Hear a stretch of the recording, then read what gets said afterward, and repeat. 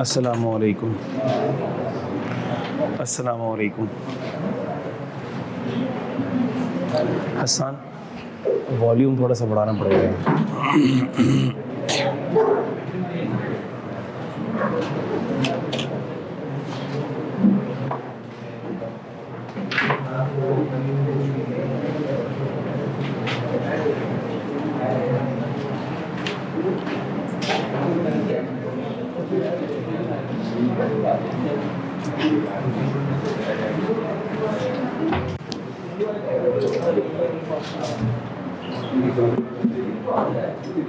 Hello hello, अस्सलामुअलैकुम। औज़ु बिल्लाहि मिनश्शैतानिर्रजीम, बिस्मिल्लाहिर्रहमानिर्रहीम। रब्बि इश्रह ली सदरी व यस्सिर ली अमरी वाहलुल उक़दतम मिन लिसानी यफ़क़हू क़ौली। बच्चों, आज मेरी आवाज़ बैठी हुई है, खांसी भी है। हाँ बेटा, वॉइस स्लो है, ये नेचुरली स्लो है वॉइस। अच्छा, कोशिश करूँगा जितनी निकल सके आवाज़ उतनी निकाल लूँ, थोड़ी सी बच जाए बाकी दिन के लिए भी। अच्छा भाई, तो बेटा हमने अपना डिस्कशन कर लिया था शॉर्ट टर्म रेजिडेंट तक। अच्छा, शॉर्ट टर्म रेजिडेंट को मैं रिपीट करता हूँ, उसके बाद जो बाकी के दो केसेस हैं वो हम डिस्कस करते हैं, फिर पूरे हैंडआउट को समराइज़ कर लूँगा मैं, ठीक है। ऑनलाइन वाले बच्चों को गुजारे लायक तो आवाज़ आ रही है, उम्मीद करता हूँ।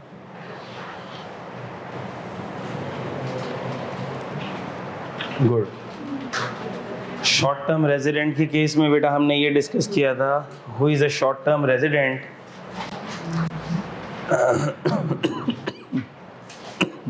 एन इंडिविजुअल, होना कौन चाहिए?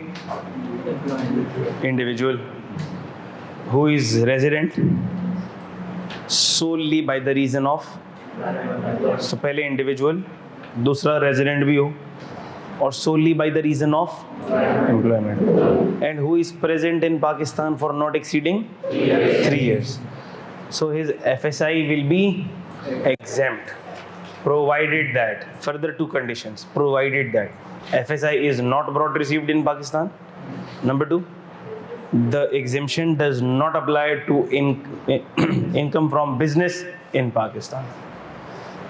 याद आती, बात समझ आती है? हमने ये डिस्कस किया था कि अगर कोई बाहर से चाइनीज़ है, कोई जर्मन है, यहाँ पर आ गया है फॉर एम्प्लॉयमेंट पर्पसेस और उसका स्टे 3 साल से ज़्यादा का नहीं है, तो हमने कहा हम उसे शॉर्ट टर्म रेजिडेंट कह सकते हैं। और शॉर्ट टर्म रेजिडेंट को सर क्या प्रोटोकॉल हासिल है? शॉर्ट टर्म रेजिडेंट को ये प्रोटोकॉल हासिल है कि उसकी फॉरेन सोर्स इनकम टैक्सेबल नहीं होगी पाकिस्तान में, गो के वो रेजिडेंट है। और हमने ये कहा था कि resident person is taxable for his world over income, गो के वो रेजिडेंट है, गो के उसकी वर्ल्ड ओवर इनकम टैक्सेबल है। लेकिन चूंकि वो शॉर्ट टर्म रेजिडेंट है, इसीलिए उसकी फॉरेन सोर्स इनकम के बारे में हम सवाल नहीं। लेकिन उसकी जो पाकिस्तान सोर्स इनकम है वो कहाँ टैक्स होगी? पाकिस्तान में टैक्स होगी। बात समझ आती? अच्छा, फिर मैंने ये बताया था कि अगर कोई बाहर से कोई बंदा ख़ास तौर पर बिजनेस इस्टेब्लिश करने के लिए आ जाए 3 साल के लिए, तो क्या ये क्लॉज उस पर अप्लाई होगा? नहीं होगा। आना चाहिए solely for the reason of employment. हाँ, अगर एम्प्लॉयमेंट के बाद साथ में पार्ट टाइम पे कोई बिजनेस वगैरह भी इस्टेब्लिश कर लिया, तो क्या ये कर सकता है? हाँ, कर सकता है। वो जो बिजनेस पाकिस्तान में इस्टेब्लिश किया, क्या वो पाकिस्तान सोर्स होगी या फॉरेन सोर्स होगी? पाकिस्तान सोर्स। क्या वो टैक्सेबल होगी? यस सर, टैक्सेबल होगी, क्योंकि इस क्लॉज के तहत एग्जेम्पशन किसको मिल रही है? FSI को मिल रही है, PSI को नहीं मिल रही। क्या सबके दिमाग में ये बात आ चुकी है? क्या हम आगे बढ़ जाएं? किसी का कोई सवाल तो नहीं है? अगली,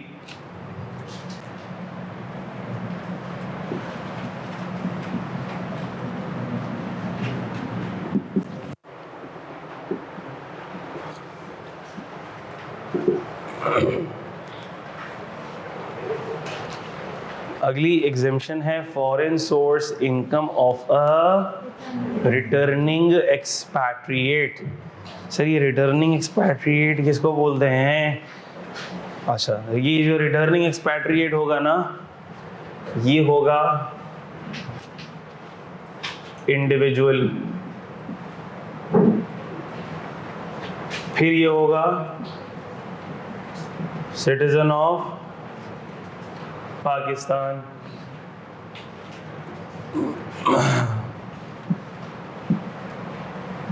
जो कि है कौन, रेजिडेंट। अच्छा, ना सिर्फ रेजिडेंट है, resident in current tax year and was non-resident in 4 preceding tax years।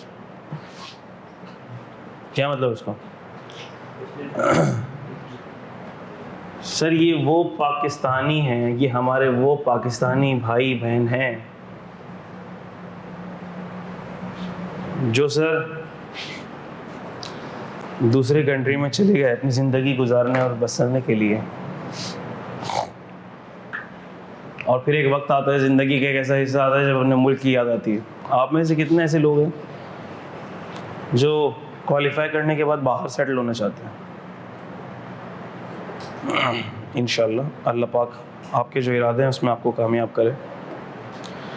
कितने लोग ऐसे हैं जो यहाँ पर कराची में एज बैचलर्स रह रहे हैं, फैमिलीज उनकी डिफरेंट सिटीज़ में हैं।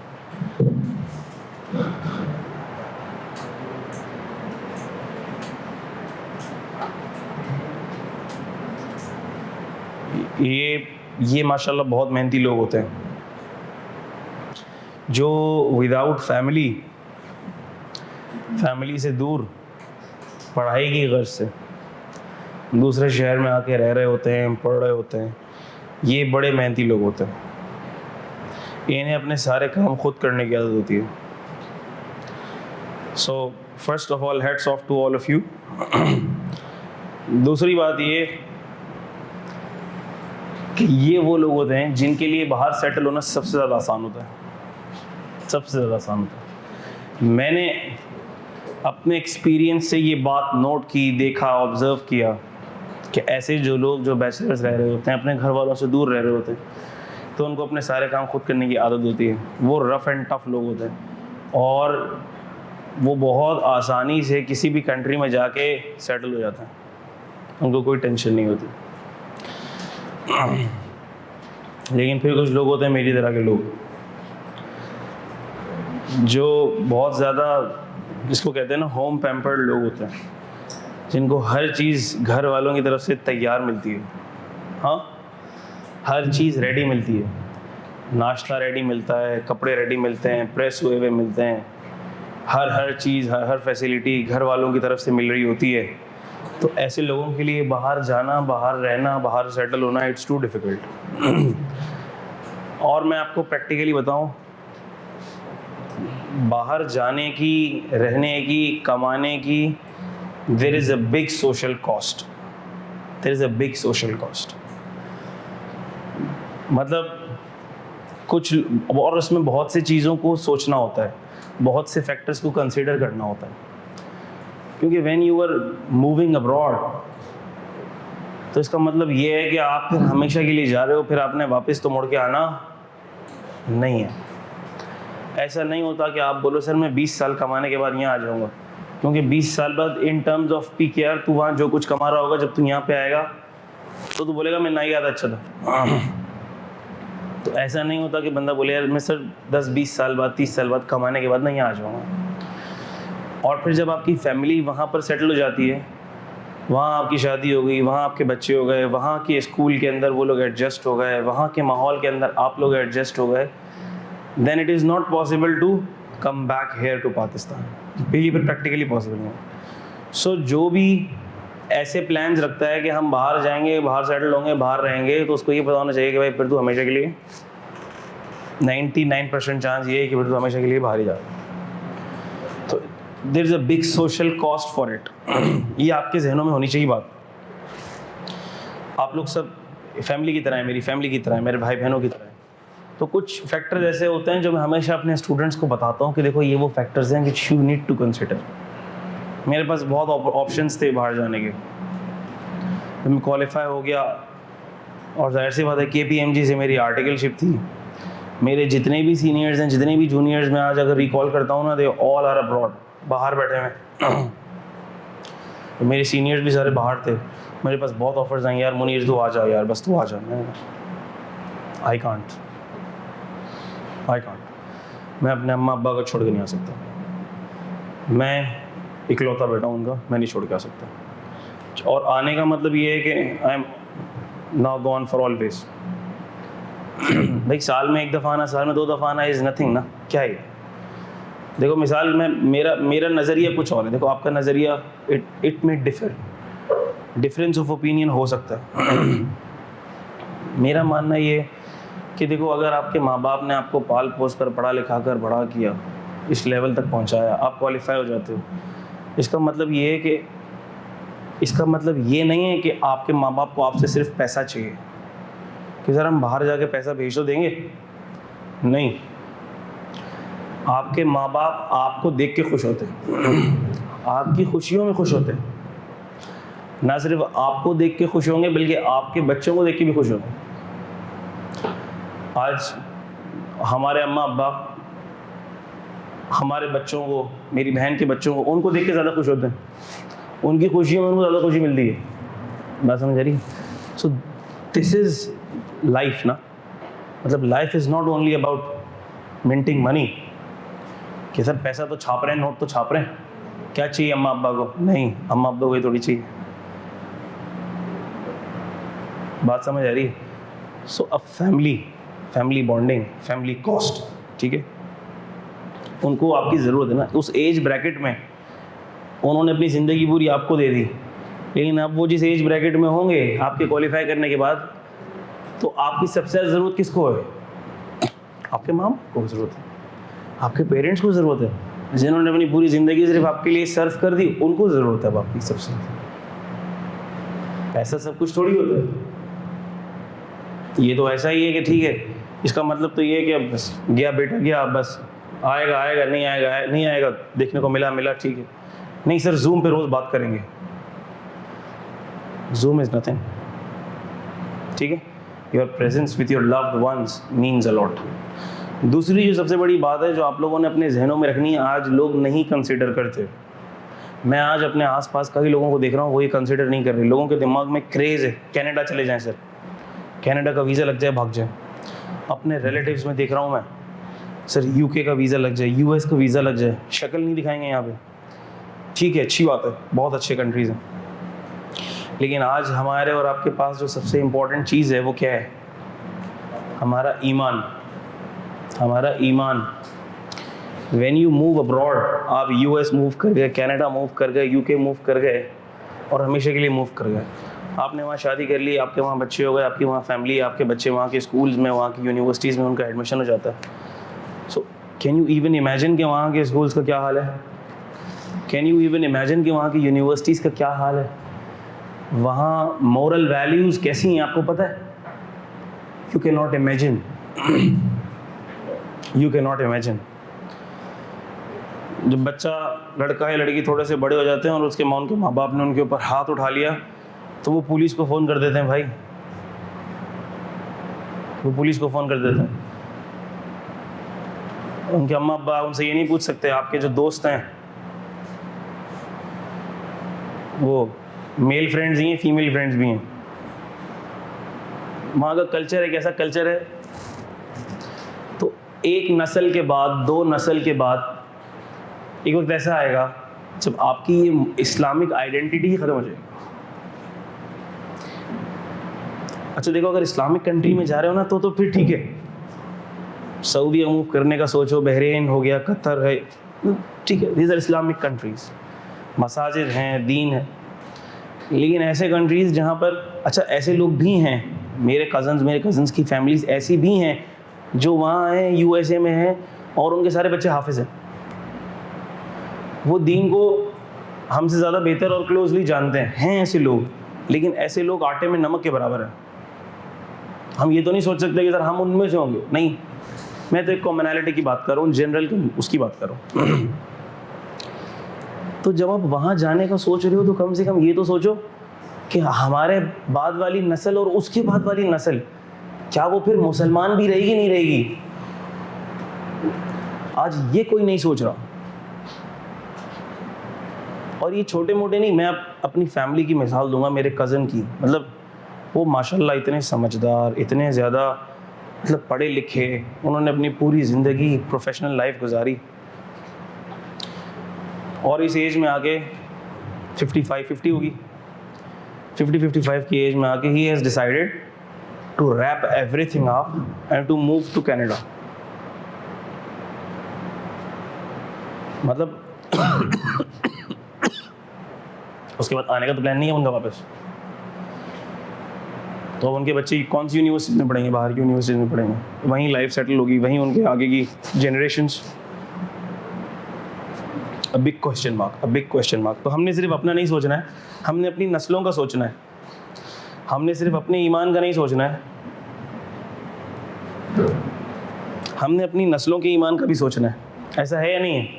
तो ये फैक्टर आपके जहनों में हो, क्योंकि वहाँ की moral values apart from Islamic identity, काफ़ी स्टूडेंट्स ऐसे भी होते हैं जो नॉन मुस्लिम्स भी होते हैं क्लास में, apart from Islamic identity the moral values of those societies have been degraded a lot. उन सोसाइटीज़ की मोरल वैल्यूज़ वो काफ़ी गिरी हुई हैं। हमें लगता है कि वो बहुत अच्छे हैं हमसे, लेकिन जब ये कोविड आया था तो आपने देख लिया था, पूरे सुपर स्टोर्स लूट के ले गए थे ये लोग। देखा था आप लोगों ने? हमें लगता था ये बड़े इनकी एथिकल वैल्यूज़ और मोरल वैल्यूज़ इनकी बहुत ज़्यादा हैं। ऐसा कुछ नहीं है। खैर बहरहाल, तो ऐसा हो सकता है कि कोई बंदा यूएस शिफ्ट हो गया, और यूएस शिफ्ट हो गया, बाल सफ़ेद हो गए सारे, बच्चे शादी करके भाग गए, अकेले रह गए। अब अकेले रह गए,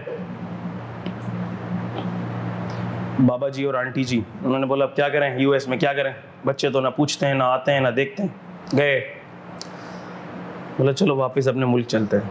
अच्छा भाई, वापस अपने मुल्क आ गए। वापस अपने मुल्क आ गए, जैसे ही अपने मुल्क आए, हंसी खुशी ज़िंदगी गुजरने लगी उनकी। तो जैसे ही 182 डेज़ हुए, तब तक तो ज़िंदगी हंसी खुशी गुजर रही थी। जैसे ही 183rd डे आया तो घंटी बजी दरवाजे पे, देखा तो टैक्स वाला खड़ा था। मैंने कहा uncle welcome to Pakistan. Uncle ने कहा भाई बहुत बहुत शुक्रिया आपका, लेकिन कभी इतनी गर्मजोशी से किसी ने वेलकम किया नहीं, हमारे रिश्तेदारों ने भी नहीं किया, आपस की बात है, आप हो कौन? मैंने कहा uncle I am from FBI, बस आपको बताना ये था कि now you are resident. Uncle ने खुश होकर कहा हाँ यार, हमारा मुल्क है यार, हमारी अपनी मट्टी, अपनी सरजमीन है, यहाँ के रेजिडेंट है, we are proud of it यार। चले गए, किसी से पूछा अंकल ने, बोले ये क्या थे, ये कौन थे? मैंने कहा ये टैक्स वाले थे। कहने आए थे आप रेजिडेंट हो गए। भाई इसका मतलब क्या है? इसका मतलब ये है कि now you will be taxable for your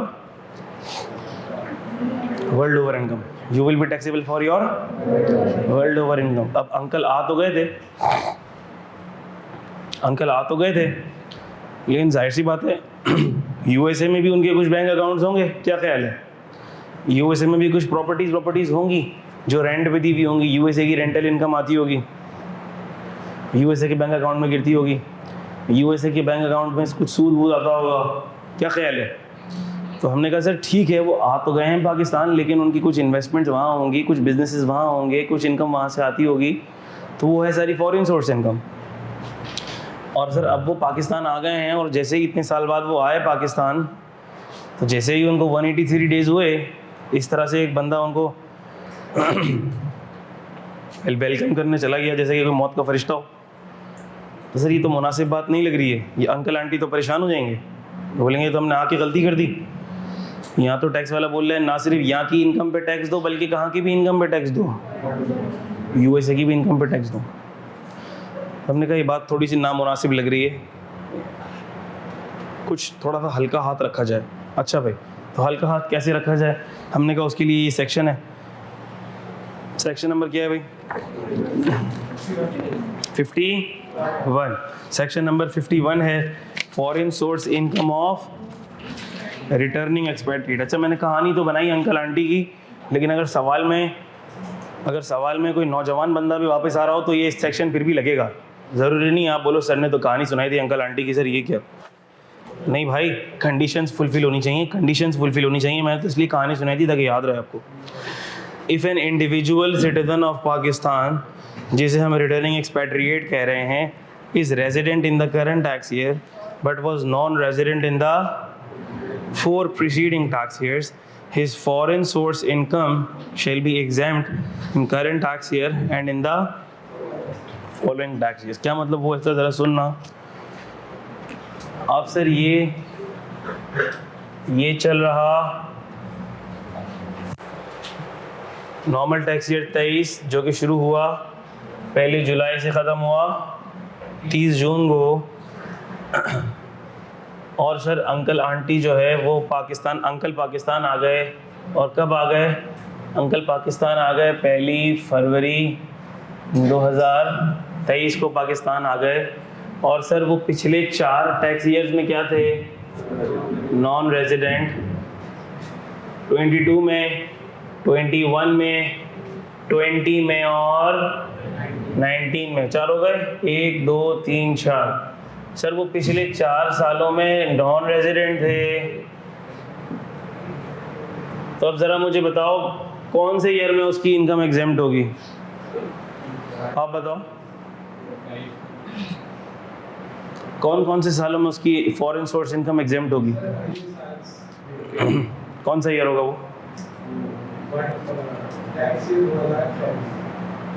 और 23 में? वेरी गुड बेटा। सर 23 में तो वो रेजिडेंट ही नहीं है, वो तो 23 में भी क्या है? बच्चे गलती करते हैं। बच्चे गलती क्या करते हैं? बच्चे कहते हैं सर 23 में आया ना, इससे पिछले 4 साल देख लेते हैं। हमने कहा नहीं, 4 साल तुमने किसके पीछे देखने हैं? जिस साल वो रेजिडेंट हो उसके पीछे के 4 साल देखने हैं। जिस पहले साल वो रेजिडेंट हो उसके पीछे के 4 साल देखने हैं। ऐसा नहीं है जिस साल आया उसके पीछे के 4 साल देख लिए, ऐसा नहीं करना। फिर से रिपीट कर रहा हूँ जिस पहले साल वो रेजिडेंट होगा उसके पीछे के 4 साल देखने हैं। समझ आती बात? तो पहला साल इसका रेजिडेंस का कौन सा होगा? वेरी गुड बेटा, इसके जो पहला साल ऑफ रेजिडेंस होगा ना वो तो 24 और 25 है। हमने कहा सर अगर if this is the first year of residence, तो हमने कहा इसके पीछे के 4 साल चेक करेंगे आप। यानी कि sir 24 is the first year of residence, इसके पीछे 4 साल कौन से हुए? 23, 22, 21, 20। ये 4 साल। अगर ये इन 4 साल में नॉन रेजिडेंट है और अगर 24वां साल tax year 24 is the first year of residence, तो 24 में और 25 में हम इसकी फॉरेन सोर्स इनकम का सवाल नहीं कर सकते। एग्जेम्प्ट होगी। आगे कितने साल लगेंगे? ओनली दीज 2 years, 2 साल, सिर्फ 2 साल। 24 और 25 में इसकी फॉरेन सोर्स इनकम एग्जेम्प्ट होगी। सर 26 में क्या होगा? 26 में क्या होगा? वर्ल्ड ओवर इनकम पे टैक्स लगेगा। हमने कहा सर अंकल को रिलीफ 2 साल तक देंगे, हम 2 साल तक फ्री करवाएंगे, इससे ज़्यादा हम फ्री नहीं करवाएंगे। पढ़ लेते हैं इसको। क्या बेटा? फिर से वापस चले गया, फिर 4 साल वहाँ गुजारे, फिर यहाँ पर आया, फिर क्राइटेरिया मीट हो गया तो फिर रिटर्निंग एक्सपैट्रिएट बन जाएगा। क्राइटेरिया मीट होना ज़रूरी है। वो क्या है? जिस साल रेजिडेंट है उसके पीछे के 4 टैक्स ईयर्स देखो, रेजिडेंट है या नॉन रेजिडेंट। अगर उसके पीछे के 4 साल नॉन रेजिडेंट है तो रिटर्निंग एक्सपैट्रिएट की एग्जेम्पशन मिलेगी, वरना रीड कर रहा हूँ बेटा। If an individual citizen of Pakistan returning expatriate is resident in the current tax year but was non-resident in the 4 preceding tax years, his foreign source income shall be exempt in current tax year and in the following tax year। समझ आती है बात? बढ़ जाए आगे। 102 जी बेटा। Resident और citizen किसको बोलते हैं? मिसाल के तौर पर आप पाकिस्तान के सिटीजन हैं, मैं पाकिस्तान का सिटीजन हूँ, क्योंकि हमारा पासपोर्ट बनेगा ना, वो ग्रीन पासपोर्ट बनेगा। वो कहाँ से बनेगा? पाकिस्तान एम्बेसी से बनेगा हमारा पासपोर्ट, ग्रीन पासपोर्ट बनेगा हमारा। We are citizens of Pakistan, we are nationals of Pakistan, ठीक है। अब मिसाल के तौर पर कल कोई चाइनीज़ आ जाए तो वो चाइनीज़ की नेशनैलिटी कौन क्या होगी? चाइना की होगी। आया है पाकिस्तान, लेकिन उसकी नेशनैलिटी कहाँ की है? नेशनैलिटी कह लें, सिटीजनशिप कह लें, हाँ नेशनली। अब सर जो कनाडा से वापस आएंगे उनकी तो कैनेडियन नेशनलशिप होगी, कनाडा के नेशनल्स होंगे। भले कनाडा के नेशनल्स हों, लेकिन होंगे तो पाकिस्तान के भी नेशनल होंगे, कनाडा के भी नेशनल होंगे, होते रहे। लेकिन सिटीजन ऑफ पाकिस्तान तो थे ना, ग्रीन पासपोर्ट तो था ना उनके पास, ठीक है। चलें आगे, अगला foreign source salary of resident individual. अच्छा, ये बड़ा प्रैक्टिकल है, एग्जामिनर इसके अंदर काफ़ी खेलता है, और अगर आपको ये समझ आ गया आज तो बहुत अच्छी बात है।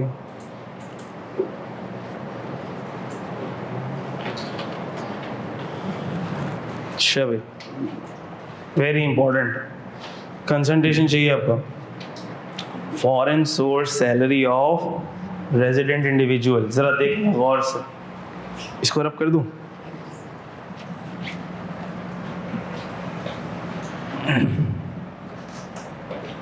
अच्छा, ये वाला कॉन्सेप्ट तो सबको पक्का पानी आ गया है ना। मिसाल के तौर पर मैं फिर से ज़रा इसके ऊपर फोकस कर रहा हूँ। अगर ये आ गया होता मिसाल के तौर पर 1 नवंबर 22 को आ गया होता, तो सर फिर इसका मतलब कि ये टैक्स ईयर 23 में क्या हो जाता? रेजिडेंट। फिर इसके पीछे के 4 साल देखते, 22, 21, 20 और 19। इसके पीछे के 4 साल देखते, अगर वो नॉन रेजिडेंट था तो 23 में वो रेजिडेंट था और 24 में वो रेजिडेंट था। तो सर फिर 24 में वो रेजिडेंट था और 23 में वो रेजिडेंट था, यानी कि फिर इसकी एफएसआई एग्जेम्प्ट हो जाती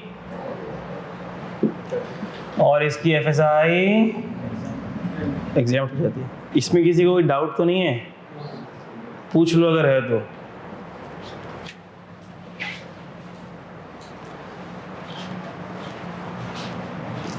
अच्छा भाई, अगली वाली बात जो है हमारी वो आ रही है फॉरेन सोर्स सैलरी।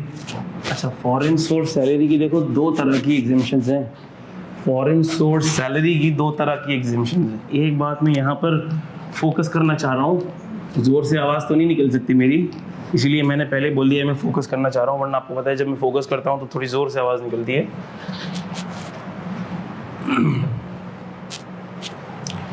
क्या फोकस करना चाह रहा हूँ मैं? फॉरेन सोर्स सैलरी की एग्जेम्पशंस। पहली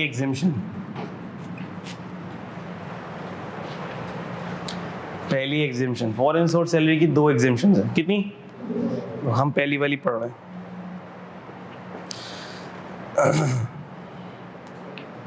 पढ़ लेते हैं पहले। Any foreign source salary received by a resident individual shall be exempt from tax if the individual has paid foreign income tax on such salary। अच्छा, ये इसकी एग्जांपल देखो तो समझ आएगा।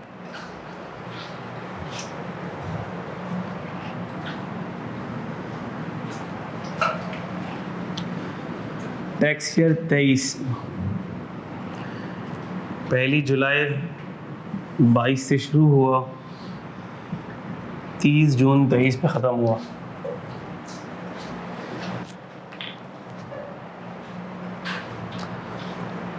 और एक बंदा है जो यहाँ पाकिस्तान आया,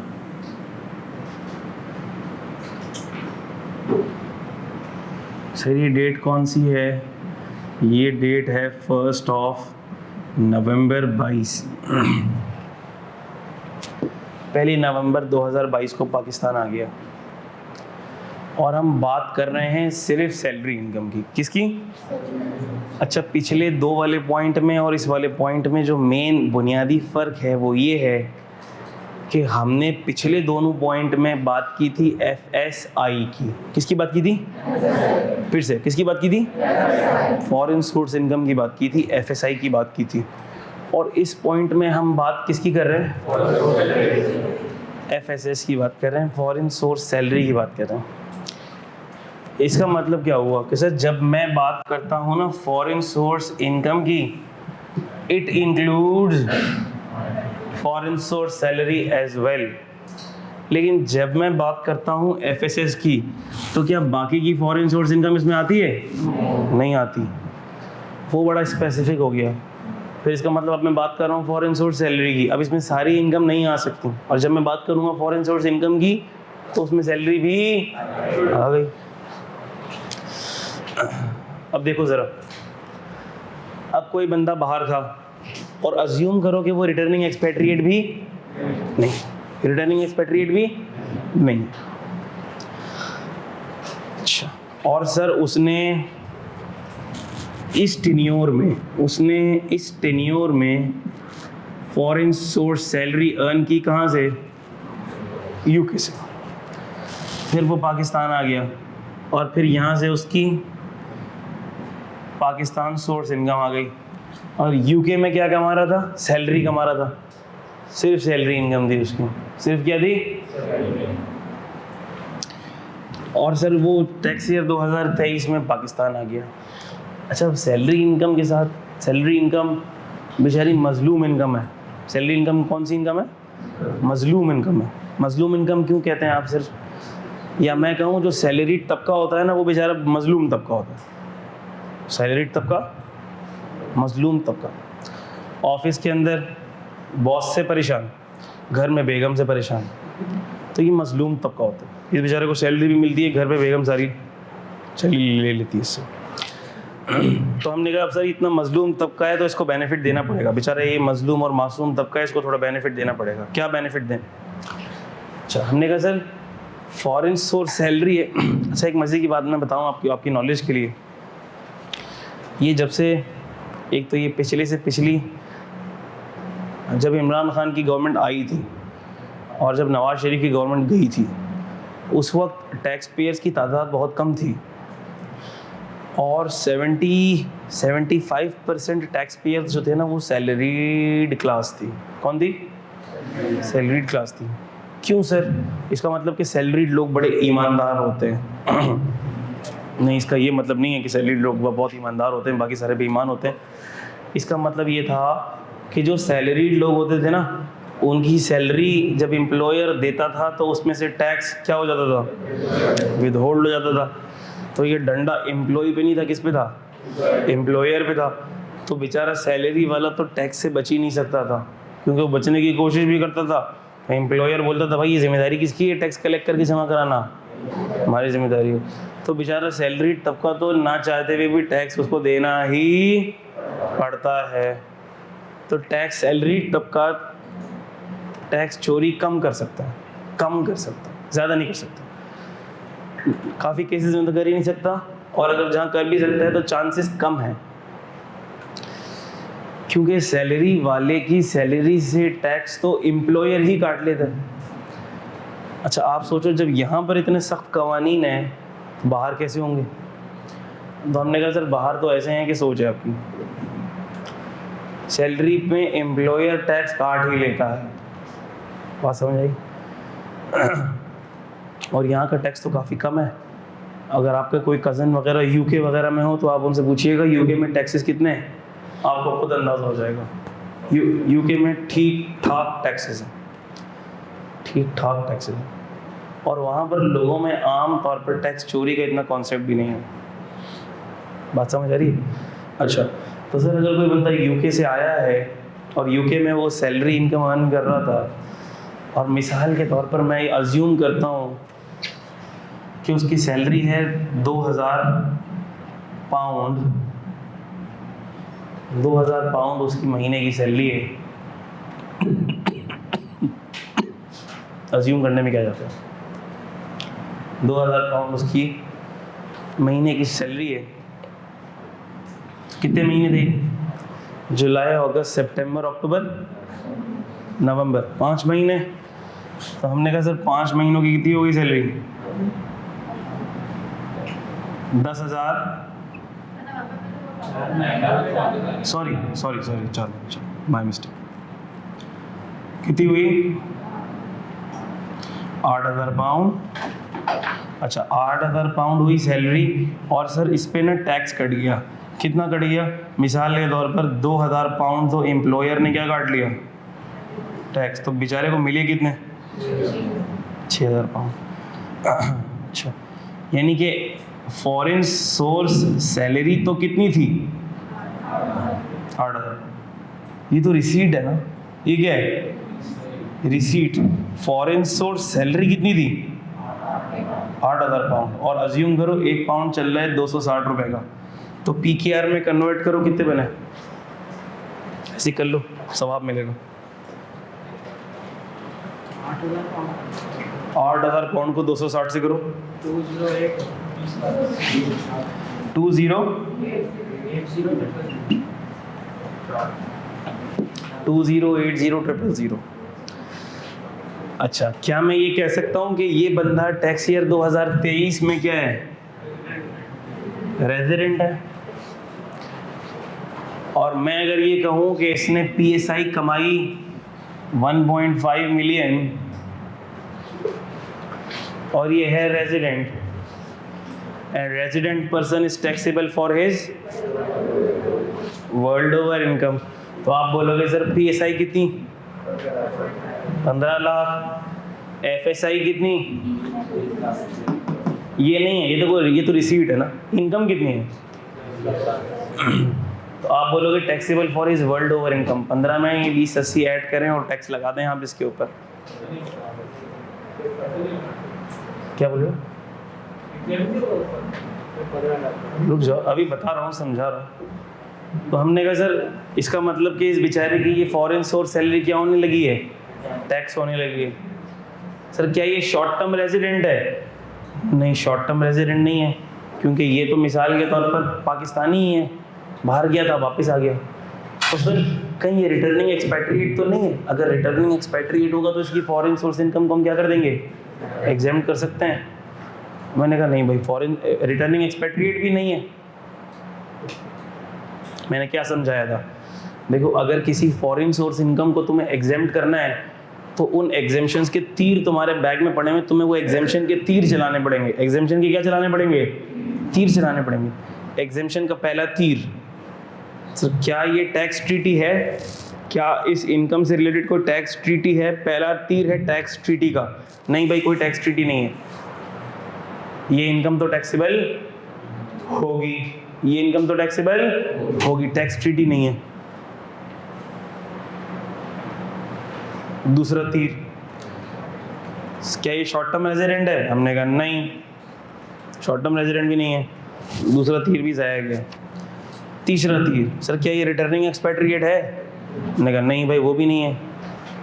सर अब तो चारा नजर नहीं आ रहा, अब ये फॉरेन सोर्स सैलरी को टैक्स करना पड़ेगा। हमने कहा रुक जाओ, एक और एग्जेम्पशन भी है। वो क्या?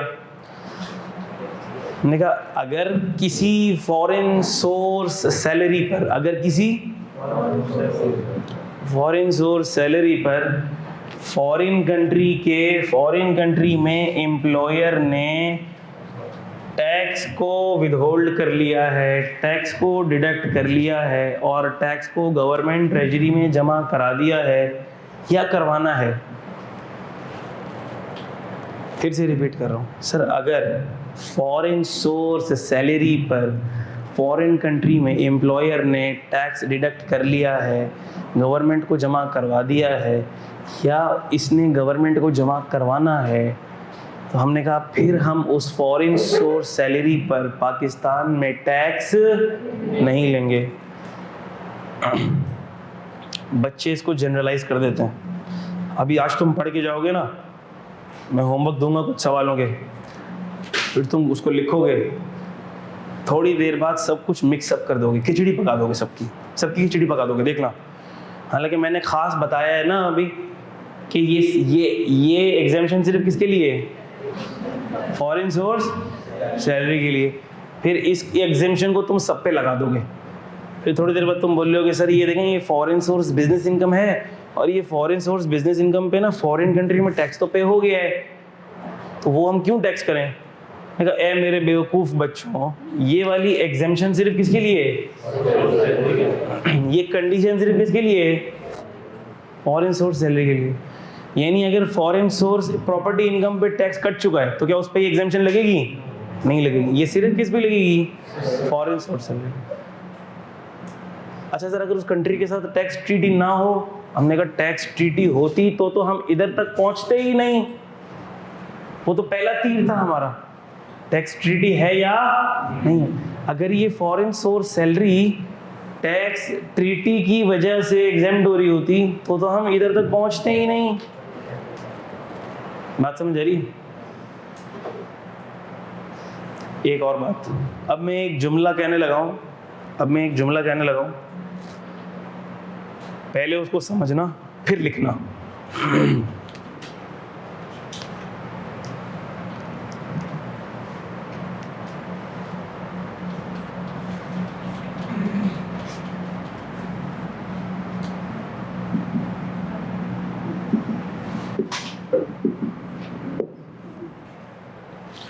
पहले तो मैंने जो जुमला लिखा है इसको पहले गौर करो, एनालाइज करो, मुझे बताओ क्या ये मैंने सही लिखा है, फिर इसको लिख लेना अपने पास।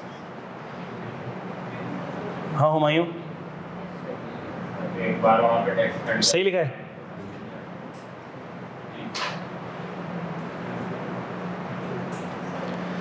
रेजिडेंट हो, नॉन रेजिडेंट हो, कुछ भी हो, foreign source salary can not be double taxed. मतलब क्या हुआ इसका? सर अगर फॉरेन कंट्री में टैक्स कट गया है, काट लिया गया है, तो दोबारा इस पर हम यहाँ पे टैक्स नहीं लगाएंगे। और अगर फॉरेन कंट्री में टैक्स नहीं लगा है तो हम कहाँ लगा लेंगे? हम पाकिस्तान में लगा लेंगे। लेकिन इस पे डबल टैक्स नहीं हो सकता, इस पे डबल टैक्स हो ही नहीं सकता। फॉरेन सोर्स सैलरी पर कभी जिंदगी में डबल टैक्स हो ही नहीं सकता। इधर कहीं रेजिडेंट नॉन रेजिडेंट की कोई बात लिखी है? अब तुम बोलो, क्या बोलो तुमने? नॉन रेजिडेंट का भी नहीं, तो अभी हैंड आउट नहीं पढ़ो ना, इधर ये जुमला नहीं लिखा हुआ। अब आओ नॉन रेजिडेंट पे, जितने भी सवालात हैं अभी पूछ लो। नॉन रेजिडेंट, क्या नॉन रेजिडेंट की फॉरेन सोर्स सैलरी जो है पाकिस्तान के टैक्सेशन के स्कोप में आती है? जब वो स्कोप में ही नहीं आती तो पाकिस्तान में टैक्स ही नहीं होगी, वो कहाँ टैक्स होगी? आओ रेजिडेंट की बात करते हैं। सर रेजिडेंट की सैलरी जो है वो पाकिस्तान के स्कोप टैक्सेशन के स्कोप में आती है। अगर फॉरेन कंट्री में टैक्स दे दिया है तो क्या यहाँ टैक्स लगेगा? नहीं लगेगा। ये खुसूसियत, ये प्रोटोकॉल, ये पावर सिर्फ एफएसएस के पास है और किसी एफएसआई के पास नहीं है। ये बात याद रहेगी। देख लेंगे, पास पेपर के सवाल करेंगे तो देख लेंगे कितनी याद रहेगी, दूर नहीं है, थोड़ा सा और फिर पास पेपर शुरू होने वाले हैं। अच्छा अब इसको पढ़ लेते हैं। Any foreign source salary received by a resident individual shall be exempt from tax if the individual has paid foreign income tax on such salary, और या तो उसने फॉरेन इनकम टैक्स खुद से पे कर दिया और his employer has withheld from the salary and paid to the revenue authority of the foreign country in which the employment was exercised। क्या बात समझ आती है? इसको रीड कर लो खुद से भी, और कोई सवाल हो तो मुझसे पूछो, फिर मैं आगे बढ़ूंगा। सर इसमें पेमेंट इनकम वगैरह होती है, ये जब आप स्लैब रेट देख रहे होते हो एनटीआर के अंदर, तो उसके अंदर इंक्लूड होती है? नहीं बेटा, हमने तो टैक्सेबल इनकम से हटा दिया था ना, तुम भूल गए, तुम शायद उस सीक्वेंस को भूल गए। टोटल इनकम में से हमने क्या लेस कर दिया था? हमारा ना डिडक्टेबल अराउंड नहीं नहीं, उससे पहले पहले एग्जाम टोटल इनकम आई, टोटल इनकम आ गई। टोटल इनकम में से फिर हमने क्या लेस किया था? एग्जाम सबसे पहले किसको लेस किया था? एग्जाम एग्जेम्प्ट इनकम को लेस कर दिया। फिर क्या लेस किया? डिडक्टेबल अराउंड लेस कर दिया। क्या आ गई? रेट किस पे लगा था? टैक्सेबल इनकम पे। क्या उसमें एग्जेम्प्ट इनकम शामिल थी? सवाल का जवाब मिल गया। और किसी का कोई सवाल? और किसी का कोई सवाल? फॉरेन कंट्री में उसको टैक्स देना हो लेकिन अभी नहीं दिया हुआ, उसके लिए ये आखिरी पैराग्राफ है। उसके लिए ये आखिरी पैराग्राफ है जो मैं अभी नहीं समझाऊंगा, फॉरेन टैक्स क्रेडिट के साथ समझाऊंगा। यही पैराग्राफ वहाँ भी लिखा हुआ है। लेकिन यूँ समझ लो कि अगर उसको फॉरेन कंट्री में टैक्स देना भी है और अभी नहीं दिया तो भी हम उससे टैक्स नहीं लेंगे, क्योंकि देना तो है ना, उसने देना तो है। फिर अगला सवाल पैदा होता है, सर अगर उसने टोपी ड्रामा कर दिया, उसने बोला मुझे फॉरेन कंट्री में टैक्स देना है, और वो हमारी तरह टोपी निकला और उसने फिर वो टैक्स ना दिया, तो क्या करेंगे हम इसको देखेंगे बाद में, फॉरेन टैक्स क्रेडिट के साथ देखेंगे हम इसको। सही है, अभी लिखा हुआ है लेकिन अभी मैं इसको नहीं एक्सप्लेन करूँगा, ये वहीं ज़्यादा बेहतर समझ आएगा। ठीक है, तो बाहर अगर फॉरेन कंट्री में सैलरी पे टैक्स देना है या दे दिया है या एम्प्लॉयर ने काट लिया है, तो अब उस फॉरेन सोर्स सैलरी पर पाकिस्तान में टैक्स नहीं लगेगा। लेकिन सर अगर वो टैक्स ट्रीटी में फॉल नहीं करता, रेजिडेंट है, तो भी नहीं लगेगा। हमने कहा तभी तो मैं कह रहा हूँ नहीं लगेगा। अगर नॉन रेजिडेंट होता तो हम तो उसकी फॉरेन सोर्स सैलरी का सवाल ही नहीं कर सकते। अच्छा, इसका मतलब ये हुआ सर कि इस एग्जाम्पल में आपने कहा इसको बचा लिया, इस एग्जाम्पल में आपने इसको बचा लिया। अब एक और एग्जाम्पल आ रही है यहाँ पे,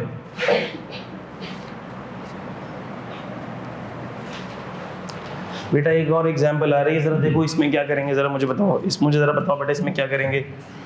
ये है टैक्स ईयर 23 और ये कंट्री है UAE या बहरीन या सऊदिया या कतर एटसेट्रा। 1 जुलाई 22, 30 जून 23, और सर ये यहाँ पर आ गया, कहाँ पर आ गया? हमने कहा सर ये यहाँ पर कहीं 1 नवंबर 22 को पाकिस्तान आ गया। इसका मतलब कि सर इसने ये वाले दिन कहाँ गुजारे? सर इसने UAE में गुजारे। इसने कितनी सैलरी कमाई? सर इसकी थी AED 25,000 दिरहम सैलरी। कितने महीने हुए? 4 महीने हुए, मल्टीप्लाई बाय 4 करो। सर 1 लाख दिरहम सैलरी हो गई इसकी, पाकिस्तानी रुपयों में कन्वर्ट करो। 50 का चल रहा है। हाँ 50 का चल रहा है बेटा, ख्वाबों में 65 का चल रहा है। बोलो 65 लाख हो गए। वो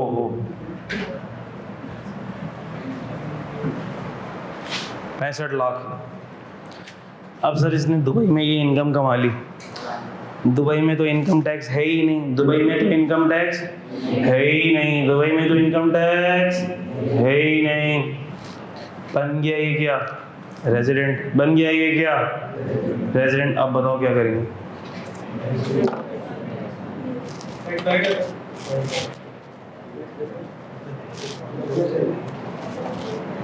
हाँ भाई, आवाम क्या कहती है? सर एक तो पहली बात ये कि ये बन गया है क्या? रेजिडेंट बन गया है क्या? रेजिडेंट। जबरदस्त। और ये आ गई इसकी फॉरेन सोर्स इनकम, नहीं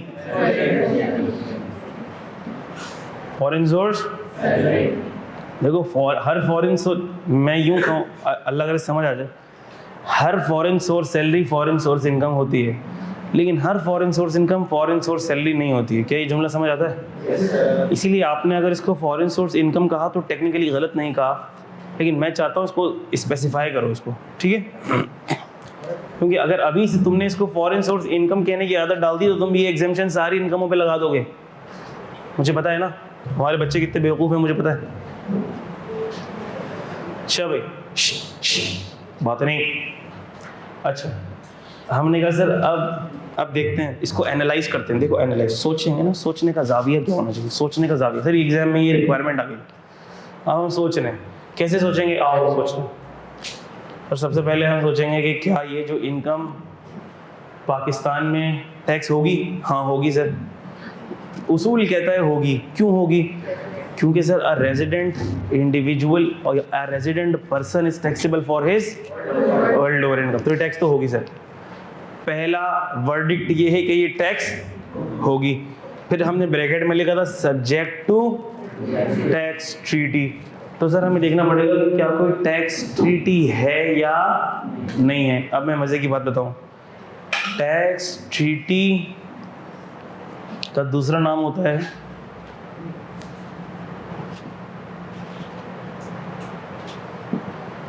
टैक्स ट्रीटी। इसका मतलब क्या होता है? To avoid double taxation. To avoid, ये टैक्स ट्रीटी होती क्यों है? To avoid double taxation. ऐसा ना हो कि उस कंट्री में भी टैक्स लग जाए, इस कंट्री में भी टैक्स लग जाए। ये होती क्यों है? टू अवॉइड, अगर ये होती भी तो क्या इस इनकम पे दुबई में टैक्स लगा है? नहीं लगा। तो टेक्निकली स्पीकिंग क्या टैक्स ट्रीटी इससे रिलेटेड कुछ मदद कर सकती थी इसकी? नहीं कर सकती। टैक्स ट्रीटी उस इनकम की मदद करेगी जो दो जगह टैक्स हो रही होगी। जब एक इनकम दो जगह टैक्स हो रही होगी ना, वो मदद के लिए चीखेगी, चिल्लाएगी, तो डबल टैक्स ट्रीटी उसकी मदद के लिए आएगी। लेकिन एक इनकम डबल टैक्स ही नहीं हो रही, वो तो यूएई में टैक्स ही नहीं हो रही है, वो तो टैक्स ही कहाँ हो रही है सिर्फ। इसका मतलब सर हमने पहला तीर निकाला और पहला तीर बेकार गया। डबल टैक्स ट्रीटी या टैक्स ट्रीटी इसकी मदद नहीं कर सकती। क्यों नहीं कर सकती? क्योंकि डबल टैक्स तो हो ही नहीं रही। तो टैक्स ट्रीटी ने बोला मैं तुम्हारी मदद नहीं कर सकती, माजरत के साथ, अल्लाह हाफिज, चल निकली। हमने कहा दूसरी चीज़, क्या ये शॉर्ट टर्म रेजिडेंट है? मैं कहा नहीं, कंडीशंस वगैरह फुलफिल नहीं हो रही, नहीं है। क्या ये रिटर्निंग एक्सपेट्रिएट है? नहीं है, कंडीशंस फुलफिल नहीं हो रही। मिसाल के तौर पे, क्या ये जो इनकम है ये सैलरी है? हाँ सैलरी है। तो हमने कहा सर अब इस पर सैलरी वाली एग्जेम्पशन भी अप्लाई करके देखें। हाँ देखो। फिर हमने सैलरी वाली एग्जेम्पशन को सोचा। क्या थी वो सैलरी वाली एग्जेम्पशन? क्या थी? if the tax on foreign source salary has been payable or has been deducted by the employer, तो क्या है इस फॉरेन सोर्स सैलरी का टैक्स पेड या पेबल है? फॉरेन कंट्री के एम्प्लॉयर ने टैक्स डिडक्ट किया है। अब क्या करें सर? माजरत के साथ हमने हर दरवाज़ा देख लिया, हर तरीका अपना लिया, हर हरबा आजमा लिया, हम इसको बचा ना सके। अब बचा ना सके तो क्या होगा? टैक्स हो जाएगी। ये कहाँ टैक्स हो जाएगी?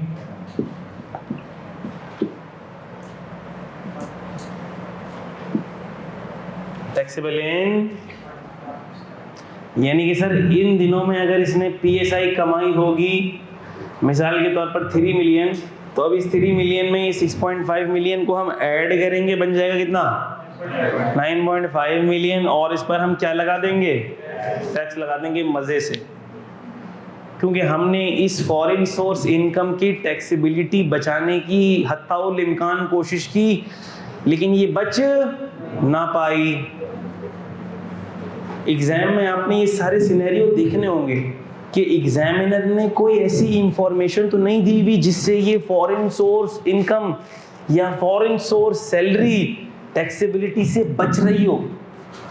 अगर बच रही होगी और तुमने टैक्स कर दिया, गलत होगी। अगर टैक्स हो रही होगी और तुमने टोपी ड्रामे करके जानबूझ के बचा लिया, गलत होगी। मिसाल के तौर पर एग्जाम में सवाल में कहीं ये बताया गया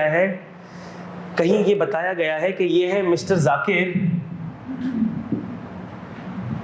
सुनना बड़ी गौर से, ये है mister Zakir who has returned to Pakistan after several years of employment in UAE। इतना जुमला लिखा हुआ सिर्फ। Mister Zakir, compute the taxable income and tax liability of Mr. Zakir who has returned to Pakistan after several years of employment in UAE। अब बताओ क्या होगा Arsalan? Very good, returning expatriate की एग्जेम्पशन लग जाएगी, क्योंकि अगर ये यूएई में काफ़ी सालों की एम्प्लॉयमेंट के बाद आ रहा है तो इससे गालिब गुमान यही है कि पिछले 4 साल ये क्या होगा, नॉन रेजिडेंट। और जब ये नॉन रेजिडेंट होगा और ये पहला साल है उसके रेजिडेंस का, तो रिटर्निंग एक्सपेट्रिएट की एग्जेम्पशन लग जाएगी। बात समझ आ रही है? फिर चाहे ये यूएई की सैलरी हो जिसपे एम्प्लॉयर ने कोई टैक्स भी ना काटा हो, लेकिन ये पाकिस्तान में टैक्स नहीं होगी। क्या ये बात भेजे में गुजरी आपके भी? बेटा क्लियर हो रही है बात? मैं पूछूंगा तुमसे सवाल, गौर से सुनते रहना मेरी बात को, आखिर में सवाल तुमसे ही आएगा। अच्छा, क्या ये बात समझ आ रही है सबको?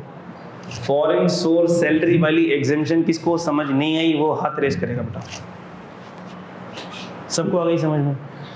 अब आखिरी एग्जेम्पशन के ऊपर आ रहा हूँ, सुनना जरा।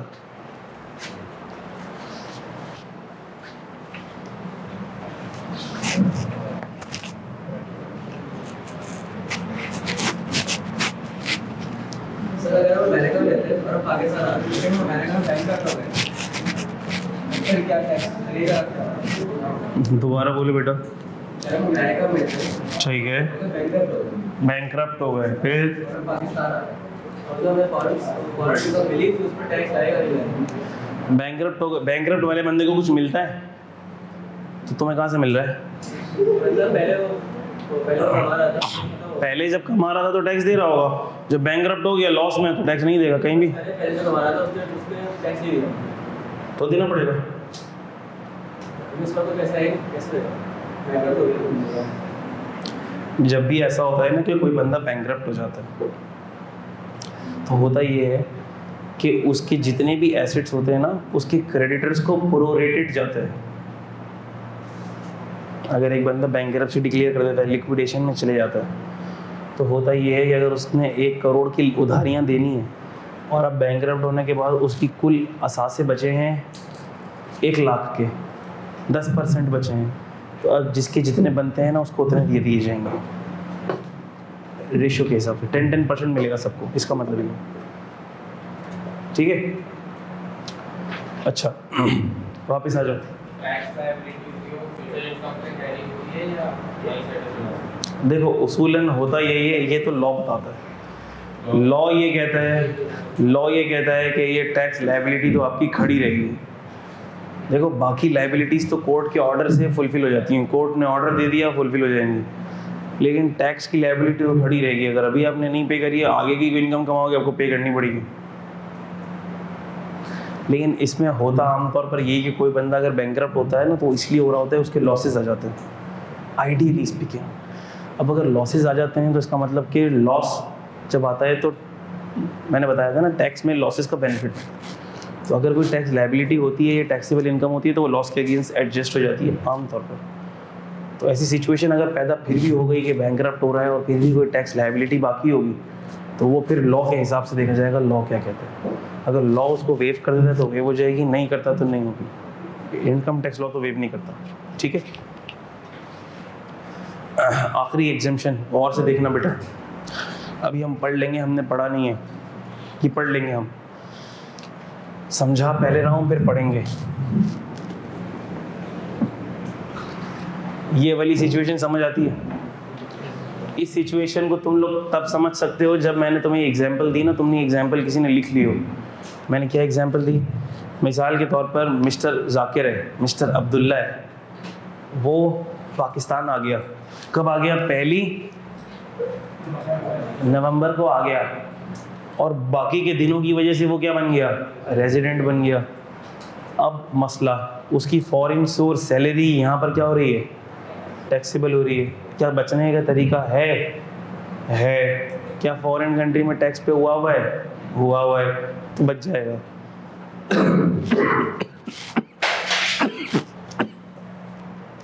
और अगर फॉरेन कंट्री में टैक्स पे नहीं हुआ हुआ तो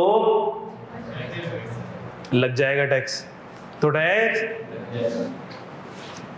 अब ये वाली सिचुएशन समझना।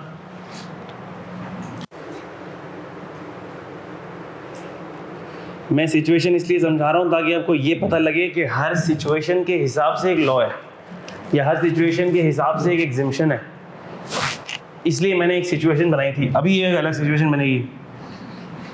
वो सिचुएशन को समझना और कहीं लिखना।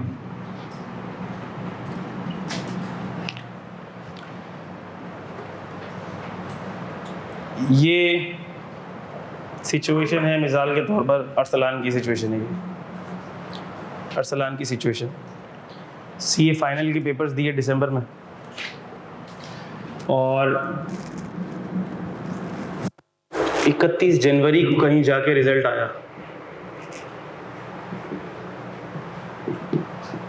31 जनवरी को रिजल्ट आया और अल्लाह के करम से पेपर पास हो गए। जैसे ही सीए फाइनल के पेपर पास हुए, जॉब लग गई। कहाँ जॉब लग गई? यूएई में जॉब लग गई। और यूएई में उसने कहा भाई 15 फरवरी को आपकी टिकट है। तो सर 15 फरवरी 2023 को निकल गए पाकिस्तान से, और फिर ये वाला जो पीरियड था ये कहाँ गुजरा? यूएई में गुजरा। अच्छा, this is a very common situation.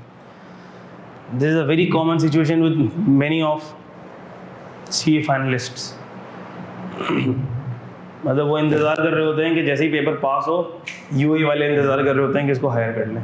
अरे मैं ऐसी मजाक नहीं कर रहा, ये वाकई में यही सीन होता है, वाकई में ये सीन होता है। ख़ास तौर पर ऐसी फर्म्स में जहाँ सेकॉन्डमेंट्स होती हैं ना, जैसे केपीएमजी में तो ऐसा बहुत था। हमारे लड़के गए हुए होते थे सऊदीया, दुबई गए हुए होते थे, सऊदीया गए हुए होते थे। वहाँ पर उन्होंने काम किया है, वहाँ के पार्टनर्स उनको जानते हैं, वहाँ की टीम्स उनको जानती हैं, और वो इंतज़ार करते थे जैसे ही लड़के की आर्टिकलशिप ख़त्म हो हम उनको जॉब पे यहाँ पे बुला लें। सेकॉन्डमेंट पे जाते थे और जॉब हो जाती थी। अच्छा, मेरे साथ कुछ उल्टा सीन था। मेरे साथ क्या उल्टा सीन था? I was looking at standard chartered bank. अच्छा, स्टैंडर्ड चार्टर्ड बैंक हमारी फर्म का सबसे बड़ा क्लाइंट था, नहीं तो सेकंड नंबर पे तो आता ही होगा in terms of revenue generation. अब मैं वो क्लाइंट देखता था। अच्छा, जो ट्रेनी, जो एम्प्लॉई स्टैंडर्ड चार्टर्ड बैंक का ऑडिट देखता था ना, मेरे सीनियर्स भी, मेरे ऐसी बात है, मेरे सीनियर्स की मिसालें मेरे सामने थी। मैं जूनियर था, जूनियर से सीनियर बना, सीनियर से सुपरवाइज़र बना, सुपरवाइज़र से एएम बन गया। तो मेरे सीनियर्स की मिसालें मेरे सामने थी।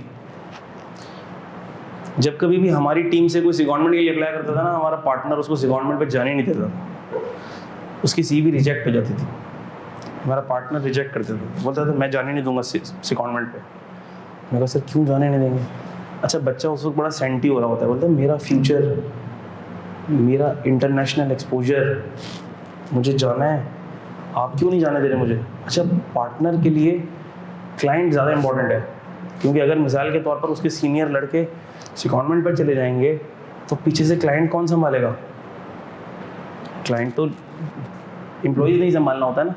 पार्टनर तो कभी एक चक्कर लगा लेगा, 2 चक्कर लगा लेगा, वो सारी फाइलें भी रिव्यू करवाएगा, उसको इंचार्ज रिव्यू करवा रहा होगा, मैनेजर रिव्यू करवा रहा होगा।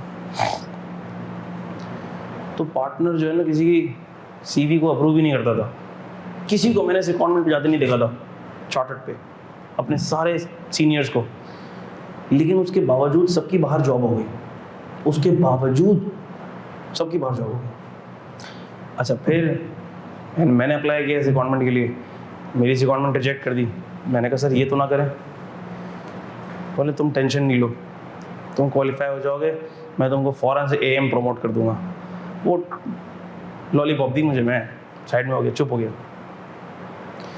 अच्छा खैर, फिर मेरे अल्लाह का करना ये हुआ कि मेरी जैसे आर्टिकलशिप एंड हुई उसी वक्त रिज़ल्ट आया और मैं क्वालिफाई हो गया। अच्छा, लेकिन मैंने दिल में ये तहिया कर लिया था कि जो मेरे साथ हुआ, जो मेरे सीनियर्स के साथ हुआ, वो मैं अपने जूनियर्स के साथ नहीं होने दूँगा। फिर जब सेकॉन्डमेंट आई, मैंने अपने जितने जूनियर लड़के थे मैंने उनको बोला डालो सेकॉन्डमेंट की CV, मैं साइन करा के दूंगा तुमको सेकॉन्डमेंट की CV। फिर उन्होंने सबने सेकॉन्डमेंट की CV बनाई। 3-4 जूनियर्स थे मेरे, जूनियर्स कहते सीनियर्स थे, जैसी बात है सीनियर्स ही जाते हैं सेकॉन्डमेंट में, और उन सब की CV मैंने पार्टनर से साइन करवा के बोला ये सारे लड़के चले जाएंगे, काम कौन करेगा? मैंने कहा सर वो मेरी जिम्मेदारी है, काम करना और करवाना मेरी जिम्मेदारी है, आप इसकी टेंशन न लें। सब गए बाहर और अल्हम्दुलिल्लाह सबकी बाहर जॉब सबकी बाहर जॉब। अच्छा, फिर मेरे साथ सीन ये था कि मेरे जितने भी जानने वाले थे वो सब उन सबकी बाहर जॉब हो ही गई थी, मेरी सेकॉन्डमेंट नहीं हुई थी।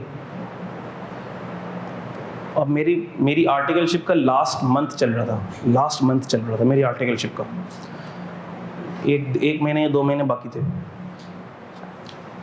तो सेकॉन्डमेंट पे तो मेरा पार्टनर मुझे जाने नहीं दे रहा था।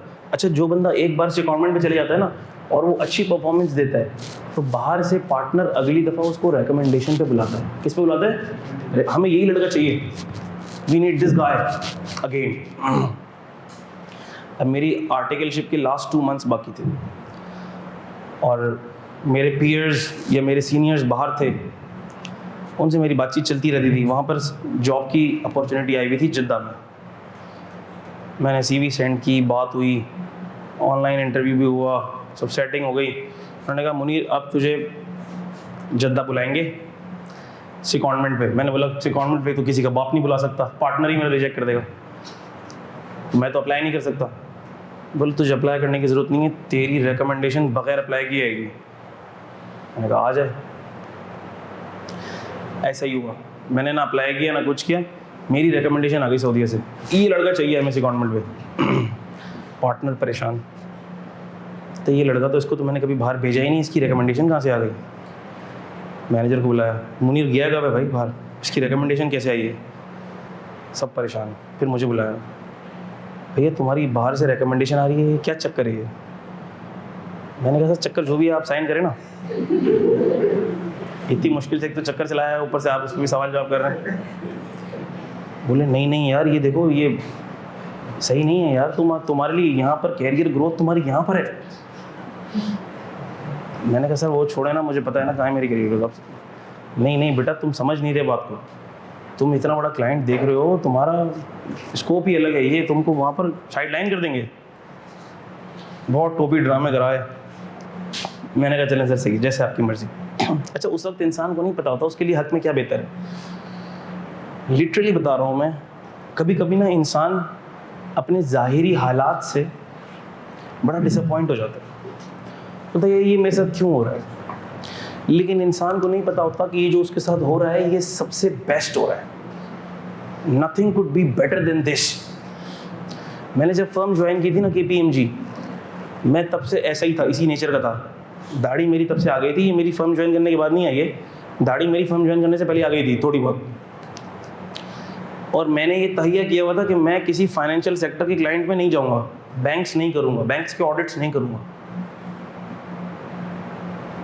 मेरा KPMG में हुआ, फिर मेरा फर्ग्यूसन में भी हो गया, फिर मेरा EY में भी हो गया, मेरा हर फर्म में हो गया था।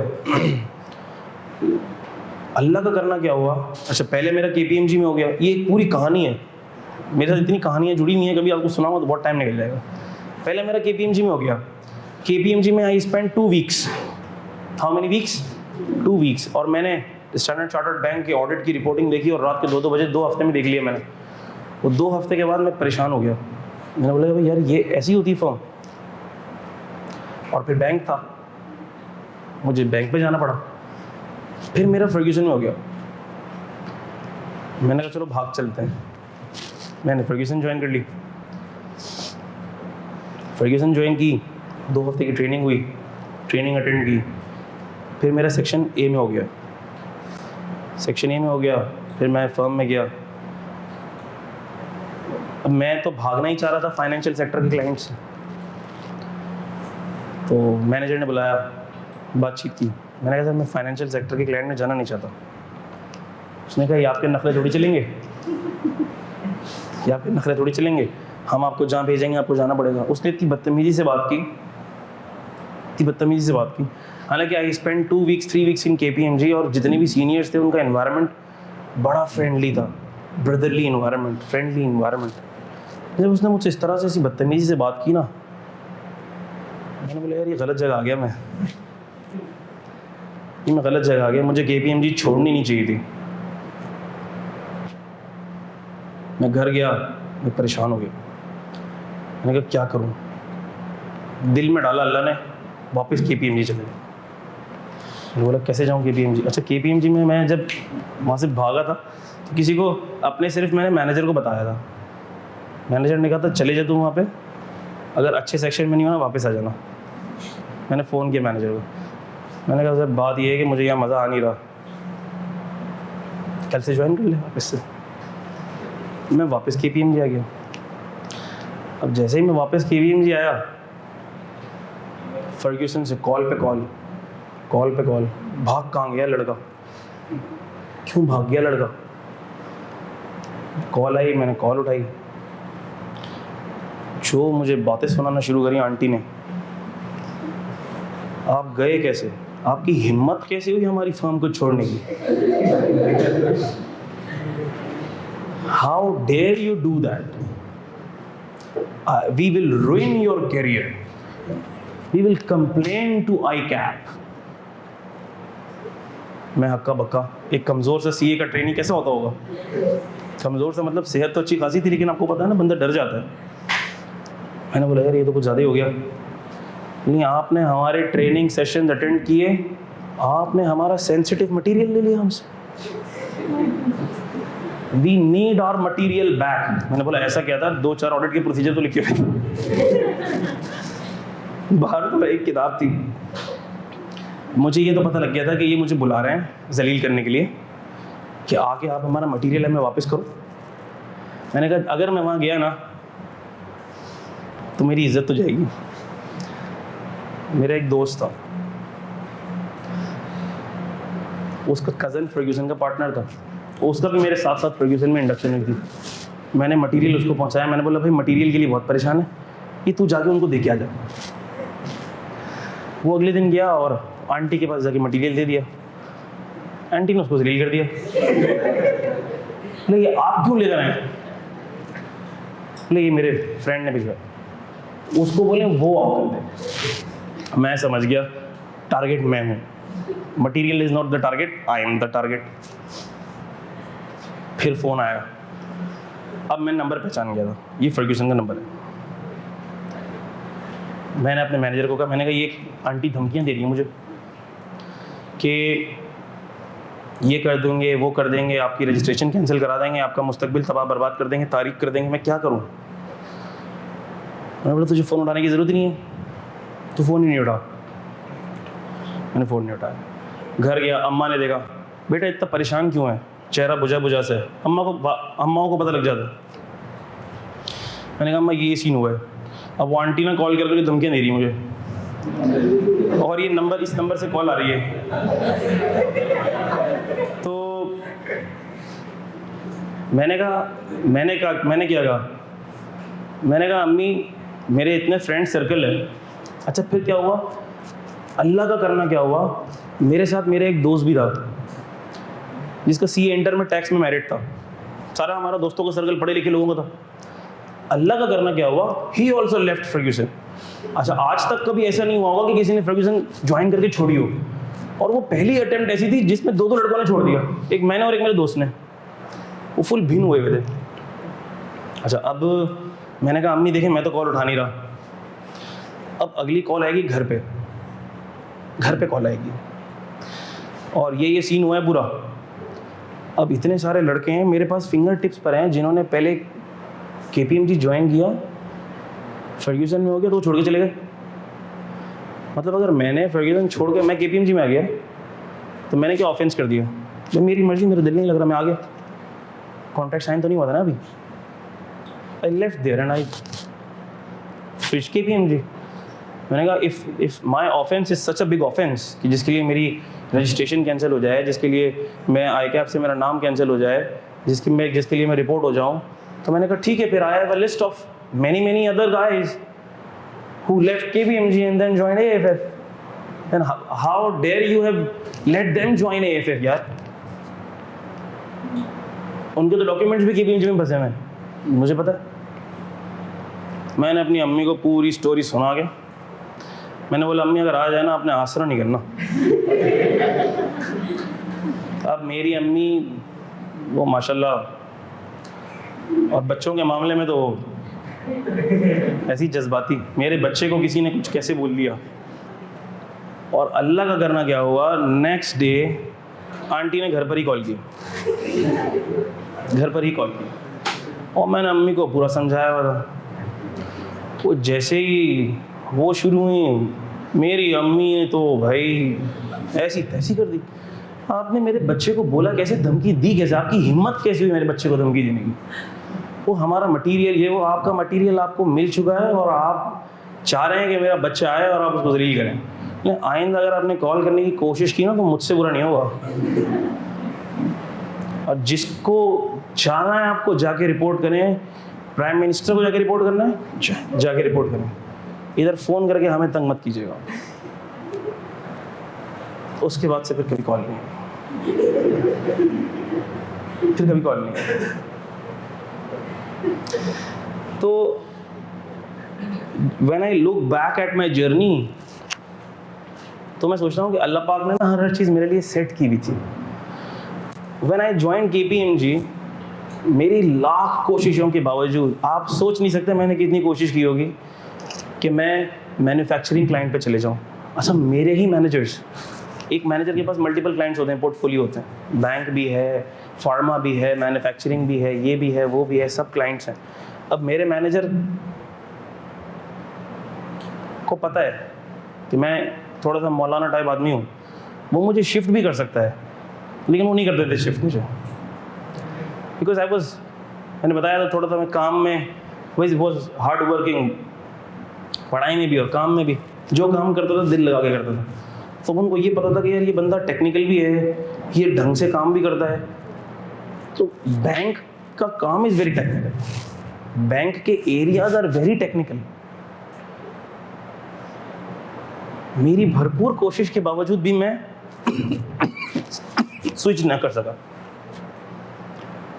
और at the end of my articleship, जब मेरी भी आर्टिकलशिप ख़त्म हुई और मेरे साथियों की भी आर्टिकलशिप ख़त्म हुई, और माशाल्लाह सबके पेपर निकले हुए थे, क्वालिफाइड भी थे, तब मुझे पता लगा कि फर्म में मेरी क्या इंपॉर्टेंस थी और उनकी क्या इंपॉर्टेंस थी। मतलब जैसे ही मेरे पेपर पास हुए, I was promoted to assistant manager. ये वो दौर था जब काफ़ी सारे लड़के क्वालिफाई हो गए थे, फर्म्स उनको AM प्रमोट नहीं कर रही थी, और मेरी फर्म ने मुझे फ़ौरन AM प्रमोट किया। फर्म के अंदर, इंडस्ट्री के अंदर, कहीं भी जाते हैं, आज भी किसी भी चीज़ को मैं देखता हूँ, एक मुश्किल एरिया को देखकर, एक मुश्किल एनवायरनमेंट में काम करके मेरा जहन, मेरी नॉलेज, मेरा दिमाग इतना खुल गया कि आज मुझे कोई चीज़ मुश्किल नहीं लगती, अल्हम्दुलिल्लाह। लिटरली स्पीकिंग, क्योंकि मल्टीनेशनल क्लाइंट था ना स्टैंडर्ड चार्टर्ड बैंक। अब UK में मैं मैनेजर से कॉरेस्पॉन्ड कर रहा हूँ। अब UK की standard chartered UK was the parent company, standard chartered Pakistan was the subsidiary company. तो ग्रुप ऑडिट्स के ऊपर एक पूरा स्टैंडर्ड है, सो ग्रुप ऑडिट्स में हम इन्वॉल्व थे। तो वहाँ पर KPMG UK के अंग्रेज़ से बात कौन करता था? मैं करता था। गुडविल पर 3-3 घंटे की अंग्रेज़ी में डिस्कशन कौन करता था? मैं करता था। मुझे नहीं पता था कि अल्लाह पाक ने मेरे लिए क्या लिखा हुआ है, but today I am teaching a whole full fledged subject of ACCA in English language. How and why? क्योंकि अल्लाह पाक ने मुझे एक्सपोजर ऐसा दिया, मेरा एक्सपोजर ऐसा था कि जिसने ना सिर्फ मेरी प्रेजेंटेशन को बहुत ज़्यादा इन्हेंस किया, बल्कि मुझे हर चीज़ में बहुत कॉन्फिडेंस दिया। तो इंसान को ज़ाहिरी तौर पर लग रहा होता है कि यार ये तो मेरे ऑब्जेक्टिव अचीव नहीं हो रहे, लेकिन आपको नहीं पता होता कि अल्लाह पाक के प्लान्स क्या हैं और अल्लाह पाक ने आपके लिए आगे क्या रखा है। ठीक है, तो सारी कहानी का मकसद ये है कि कभी भी किसी भी स्टेज के ऊपर ना परेशान ना हुआ करो। Give your best, try your best and then leave it to Allah almighty. Allah always have best plans for you, not good plans, not better plans, best plans। आपको नहीं पता जो आपके साथ हो रहा है वो आपके लिए बेस्ट है। आज बहुत से बच्चे परेशान हो जाते हैं, सर इतने अटेम्प्ट्स हो गए, हमारी अच्छी फर्म में होगा नहीं होगा, हमारा क्या होगा। मैंने कहा तुम्हारा क्या होगा इसकी परेशानी तुम्हें भी उतनी नहीं होगी, तुम्हारे अम्मा अब्बा को भी इतनी नहीं होगी। ये अल्लाह पाक को तुम्हारे लिए सबसे ज़्यादा फिक्र है कि अल्लाह पाक अपने बंदों से सबसे ज़्यादा मोहब्बत करता है। अल्लाह ने जो डिसाइड किया हुआ है वो होगा, और वो अच्छा नहीं होगा, वो बेहतरीन होगा। तो मेरा और आपका परेशान होना बनता नहीं है। हाँ, लेकिन जितना हमारे बस में है हम वो करना है, वो वक्त बर्बाद नहीं करना। क्या मेरा ज़्यादा पढ़ाने का मूड नहीं था, इसलिए मैं थोड़ी सी ज़रा। अच्छा, आ जाओ इस जगह पे। जॉब हो गई, अरसलान की जॉब हो गई थी। अरसलान ने कहा सर मेरी जॉब आपने करवा दी थी, उसके बाद आपने कहानी चेंज कर दी। नहीं, वापस आएंगे वहाँ पे। अरसलान की जॉब हो गई। अच्छा भाई, जॉब हो गई और फिर क्या हुआ? दुबई की रवानगी। क्या ये रेजिडेंट है नॉन रेजिडेंट है? रेजिडेंट। कहानी पे फोकस करना। सर वो कहानी अलग थी, वहाँ एक बंदा बाहर रह रहा था, बाहर से यहाँ पर आया था, ये कहानी अलग है। सर ये बंदा पाकिस्तान में ही रह रहा था और फिर इसकी जॉब हो गई, यहाँ पे सीए फाइनल का रिजल्ट आया और यहाँ इसकी हो गई जॉब। यहाँ जैसे ही इसकी जॉब हुई ये दुबई भाग गया बंदा। अच्छा, बाकी के दिन कहाँ रहे? दुबई में। क्या ये रेजिडेंट है नॉन रेजिडेंट है? रेजिडेंट है। सर अब मुझे बताओ यूएई में कितने महीने रहा? आधा महीना फरवरी का, मार्च अप्रैल मई जून। 4 पॉइंट। सैलरी अज्यूम करो इसकी पर मंथ सैलरी थी कितनी? 25,000 AED। तो मल्टीप्लाई करो 4.5 से, 1/12 और फिर मल्टीप्लाई करो 65 से। 73,125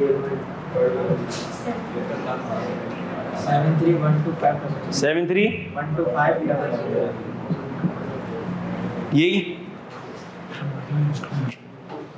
अब यहाँ पर क्या थी अरसलान की सैलरी? यहाँ पे क्या थी? सर इनको फर्म दे रही थी अफसोस के साथ 25,000 रुपये, नहीं 25 दे रही थी, चलो 25 दे रही थी। और 25,000 कितने महीने? 7.5 बोलो। 187। सर ये तो टैक्सेबल ही नहीं है, ये सैलरी तो बेचारी टैक्सेबल ही नहीं बन रही। हाँ टैक्सेबल तो नहीं बन रही, लेकिन ये यूएई में जो उसने सैलरी अर्न की वो कितनी? बूम, अचानक से। और ये रेजिडेंट हो गया। ज़रा मुझे बताओ इसकी पाकिस्तान में कितनी इनकम टैक्सेबल होगी? Sir since he is resident in Pakistan he is taxable for his world over income. World over income में पीएसआई भी आई और क्या भी आई? एफएसआई भी आई। पीएसआई भी आई और एफएसआई भी आई। दोनों को ऐड करें सर ये पाकिस्तान में टैक्सेबल होगी। अरे यार ज़रा ये तो देखो, एफएसआई बच रही है, एफएसआई की बचत हो सकती है किसी तरह से। हमने कहा सर तीर चलाने पड़ेंगे। हमने कहा चलाओ तीर। पहला तीर आपने बैग से निकाला, तो क्या टैक्स ट्रीटी है? टैक्स ट्रीटी नहीं है। और अगर होगी भी तो सर टैक्स ट्रीटी उस पर लगती है जो इनकम डबल टैक्स हो रही हो, और ये इनकम तो डबल टैक्स ही नहीं हो रही क्योंकि यूएई में कोई टैक्स है ही नहीं। दूसरा तीर निकाला, शॉर्ट टर्म रेजिडेंट, क्या अरसलान शॉर्ट टर्म रेजिडेंट है? नहीं। रिटर्निंग एक्सपेट्रिएट का तीर निकाला, क्या अरसलान रिटर्निंग एक्सपेट्रिएट है? नहीं। फिर आपने एक और तीर निकाला, फॉरेन सोर्स सैलरी पर टैक्स डिडक्ट या कलेक्ट हो गया है, तो क्या फॉरेन सोर्स सैलरी पे टैक्स डिडक्ट या कलेक्ट हो गया है? मैंने कहा नहीं सर, ये तो कोई तीर भी नहीं चल रहा। अब माजरत के साथ हमें क्या करनी पड़ेगी? टैक्स करना पड़ेगी। हमने कहा अभी आखिरी तीर बचा हुआ है जो मैंने समझाया नहीं आपको, वो भी चला के देखेंगे हम, लेकिन पहले समझ लेते हैं। वो तीर ये है, अच्छा ये वाली जो एग्जेम्पशन है, जो आखिरी वाली एग्जेम्पशन है जो मैं अभी आपको समझाने लगा हूँ, वो एग्जेम्पशन है सबसे पहले इंडिविजुअल पे तो है ही है, उसके लिए कप होना जरूरी है ना? दिया कब तुमने cup?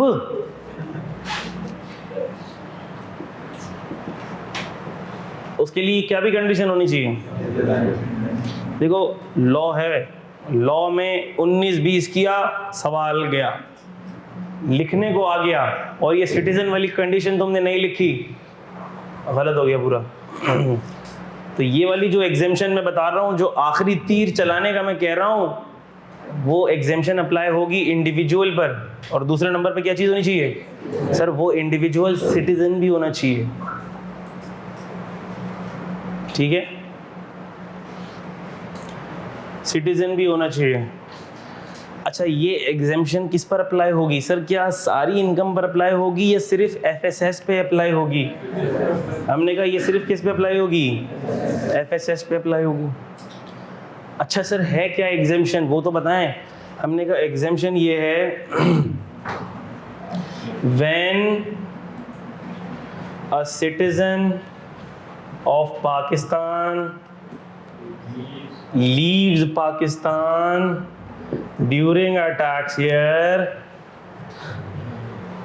and remains abroad during that tax year। इसका मतलब क्या हुआ? इसका मतलब ये हुआ सर, सिटीजन ऑफ पाकिस्तान था, पाकिस्तान को छोड़ा, बिल्कुल छोड़ा, एफएसएस कमाई, बिल्कुल कमाई, लेकिन सर साल के आखिर तक वापस पाकिस्तान में शक्ल ना दिखाई, साल के आखिर तक पाकिस्तान में वापस शक्ल भी ना दिखाई। वैसे ही आपस की बात है, और जब चला गया तो इतना अच्छा तो कोई है भी नहीं कि टैक्स देने के लिए वापस पाकिस्तान आएगा। क्या ख्याल है? तो हमने कहा एग्जेम्पशन ही दे देते हैं।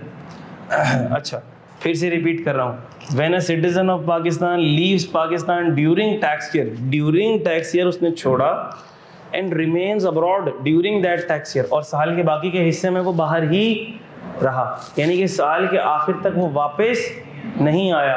अगर ऐसी सिचुएशन है तो हमने कहा कि अब उसकी फॉरेन सोर्स सैलरी एग्जेम्प्ट।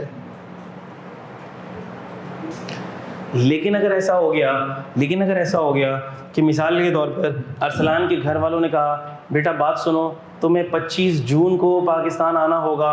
अम्मा क्यों आना होगा? बेटा तुम्हारी मंगनी है। ओहो, वो मंगनी करने के लिए पाकिस्तान आ गए। अच्छा अब पाकिस्तान आ गए तो 4-5 दिन थोड़ी तैयारियों में ये वो सब चीज़ें, घर वालों से मिलना मिलाना, और वापसी हुई उनकी कब? 5 जुलाई को,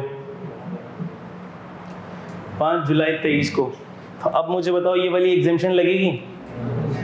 ये वाली एग्जेम्पशन अब नहीं लगेगी। क्यों नहीं लगेगी? क्योंकि sir citizen of Pakistan leaves Pakistan during a tax year and remains abroad, वो रिमेन अब्रॉड नहीं रहा, वो साल ख़त्म होने से पहले वापस कहाँ आ गया? पाकिस्तान आ गया। अब ये एग्जेम्पशन अप्लाई नहीं होगी। देखो ऐसा कोई केस आई कैप ने आज तक कभी दिया नहीं है कि वो बाहर गया हो और फिर 4 दिन पहले पाकिस्तान आ गया हो, या शायद एक दफ़ा दिया है, मुझे याद नहीं है। लेकिन अगर ऐसा हो जाए तो फिर ये एग्जेम्पशन अप्लाई नहीं होगी। फिर से रिपीट कर रहा हूँ, ये एग्जेम्पशन किस पर लगेगी? होना चाहिए कौन? अच्छा, और एग्जेम्पशन लगेगी किस पर? एफएसएस पे। कंडीशन क्या है? Citizen of Pakistan leaves Pakistan during tax year and remained abroad during that tax year. क्या बात समझ आती? बोलो हुमायूं। बंदा जैसे मेरे वापस आ जाए और फिर मैं नहीं चला गया। ये वाली कंडीशन तो पूरी हो जाएगी ना। ये कंडीशन सिर्फ जून वाली इनकम पे लगेगी या उससे जब जो पहले फरवरी में गया था उसमें? पूरी FSS पे लगेगी, पूरी FSS पे लगेगी। ये मतलब फरवरी में गया था ना, फरवरी में गया, मई में वापस आया, 10 दिन रुका, फिर मई में वापस चले गया। तो मैं कह रहा हूँ क्या ये सारी कंडीशंस फुलफिल हो गई? हो गई। Remains abroad during and, tax year का एंड तो बाहर गुजारा ना, भले बीच में आ गया 10 दिन रह कर चला गया, लेकिन मैं कह रहा हूँ टैक्स ईयर एंड पे तो यहाँ नहीं था ना। ये कंडीशन, टैक्स ईयर एंड पे पाकिस्तान में शक्ल ना दिखाना तुम अपनी, क्योंकि अगर तुमने शक्ल दिखाई तो हमें टैक्स याद आ जाएगा फिर। ये बात है सारी, ठीक हो गई बात? क्या सबको ये कंडीशन याद रहेगी? आओ इसको ज़रा रीड करते हैं, फिर पूरे हैंडआउट को रिकैप कर लेते हैं। सर यूएई में अगर भले टैक्स में, लेकिन रेजिडेंट तो देखेंगे ना। क्या देखेंगे? रेजिडेंट है कि यूएई में, ये तो देखेंगे। बच्चे ने कुछ सवाल पूछे, पहले मुझे सवाल समझने दो, फिर मैं उसको जवाब दे दूं, फिर अगला सवाल। दोबारा बोलो बेटा। यूएई में टैक्स का सिस्टम तो है ही, तो रेजिडेंट या नॉन रेजिडेंट देखेंगे यूएई में। यूएई से क्या लेना देना, हम तो पाकिस्तान में देखेंगे ना, हमें तो उसको पाकिस्तान में टैक्स करना है ना। सर कोई आपको बताते हैं ना सिटीजन है, लेकिन तो मेरे बच्चे इधर सबसे पहले ये क्या बन गए, कौन से क्राइटेरिया से रेजिडेंट बन गया? 183 डेज वाले क्राइटेरिया से रेजिडेंट बन गए। जब 183 जब कोई भी बंदा 183 डेज वाले क्राइटेरिया से रेजिडेंट बन जाए तो क्या हो गया पाकिस्तान में? अब तुम चार्ट के ऊपर तो नहीं चले गए कहीं? चार्ट के ऊपर कैसे चले गए तुम? उस चार्ट के ऊपर ये था, एक था one citizen non citizen 183 days, वो लग गया ना इसके ऊपर। अब चार्ट की दूसरी शाख पे जाने की जरूरत नहीं है, दूसरी शाख पे उल्लू बैठा है। बात समझ आई? ऐसा नहीं उल्टी सीधी इंटरप्रिटेशन न लगाओ। और कोई सवाल?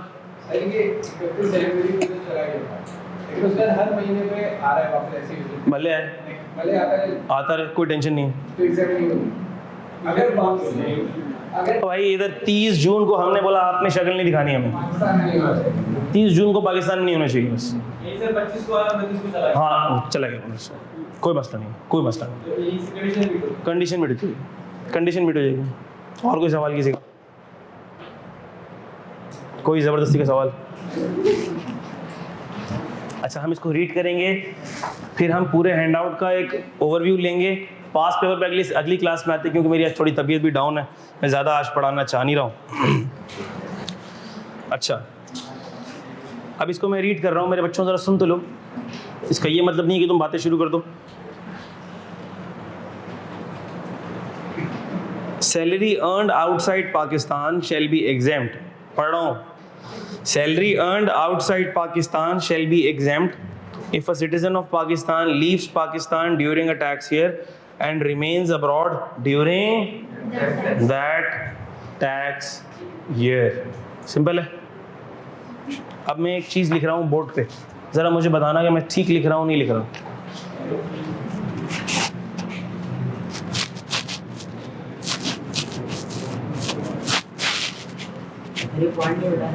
कौन सा बेटा? अरे ये तो हैंडआउट में लिखा हुआ है मेरी जान, इतनी टेंशन लोगे तो क्या होगा, कमज़ोर हो जाओगे।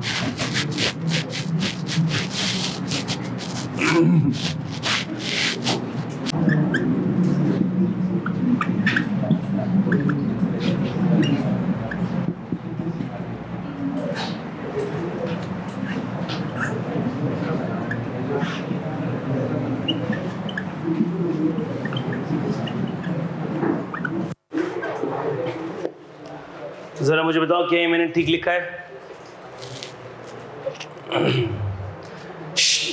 जितने बच्चे समझते हैं, जितने बच्चे समझते हैं कि ये मैंने ठीक लिखा है, वो अपना हाथ रेस करेंगे बेटा।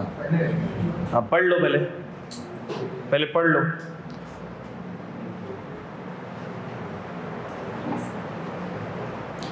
जितने बच्चे समझते हैं मैंने ठीक लिखा है, वो अपना हाथ रेस करेंगे। सर आप तो ठीक ही लिखेंगे, आप गलत क्यों लिखेंगे? हाथ रेस कर लो ना, फिर अच्छी बात है ना। मेरे साइड पे तो आ जाओ। हाथ रेस, हाथ रेस, हाथ रेस। जो बच्चे समझते हैं मैंने ठीक लिखा है वो हाथ रेस करें। जो बच्चे समझते हैं मैंने गलत लिखा है वो हाथ रेस करें। तो ये मैंने ठीक नहीं लिखा है, मैंने गलत लिखा है। An individual is exempt in respect of his foreign source income in below cases. Tax treaty, ठीक है. Short term resident, ठीक है. Returning expatriate, ठीक है. सर इन केस में तो FSI पर एग्जेम्पशन है, लेकिन ये जो आखिरी के दो केसेस है ना, tax paid deducted in foreign country, और आखिरी वाला when citizen of Pakistan leaves Pakistan during tax year and remains abroad during that tax year, sir ये एग्जेम्पशन FSS पर है, FSI पर नहीं है, टोटल FSI पर नहीं है. ये थी इसमें कैच था. तो ये कभी जिंदगी भर ये बात याद रहेगी आपको, इसको लिख लो तो याद रहेगी, वरना भूल जाओगे. हाँ मेरा बच्चा बोलो. इंशाल्लाह. ज़बरदस्त. हाँ अच्छा सैल्यूट मुझे क्या मार रहे हो यार, आपने ठीक जवाब दिया, सैल्यूट आपको मारना चाहिए. मैं अच्छा भाई ज़बरदस्त हो गया. अब हम पूरा हैंड आउट जल्दी से रिवाइज करेंगे 2 मिनट के अंदर इस चार्ट की मदद से. आपके पास हैंड आउट के आखिर में एक चार्ट दिया हुआ है, देखो. आ जाए मिस, आ जाए, बिल्कुल आपका ही इंतज़ार है. अच्छा बच्चों, एक छोटा सा अनाउंसमेंट ये है कि मिस इकरा अभी आपको गाइड करेंगी. आपके सीए की जर्नी के अंदर एक कोर्स ICAP ने ऐड किया है, कंप्यूटर का कोई कोर्स है जो ऐड हुआ है, जो आपको कंप्लीट करना है.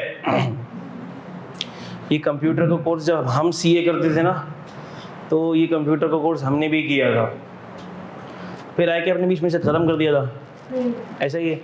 फिर ICAP ने बीच में ख़त्म कर दिया कोर्स, लेकिन फिर उनको पता लगा कि इसके बगैर तो बच्चे और नालायक हो गए, तो उन्होंने फिर से ये कोर्स ऐड कर दिया. और खैर वो तो आपने कोर्स करना ही है क्योंकि ICAP ने कोर्स में डाल दिया है. But this course is really very important for students. क्योंकि जब आप लोग फर्म में जाते हैं ना, तो आपको ये पता लगता है कि how important Microsoft Excel is.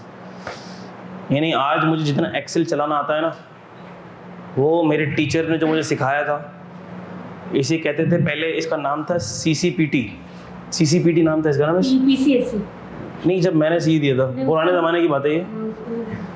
हाँ, कंप्यूटर प्रैक्टिकल ट्रेनिंग कोर्स नाम था इसका, CCPT के नाम से था. ये मशहूर कोर्स था. इसका ICAP एग्जाम भी लेता था. इसका एग्जाम लेगा मिस ICAP? टीचर असेसमेंट करेगा. टीचर असेसमेंट करेगा. ये तो बड़ी ज़बरदस्त बात हो गई, ये तो अच्छी बात हो गई. हमारा असेसमेंट तो ICAP करता था. तो मिस इसके बारे में आपको नॉलेज देंगी अभी कि ये किन बच्चों के लिए ज़रूरी है, क्यों ज़रूरी है, कब आपको लेना चाहिए.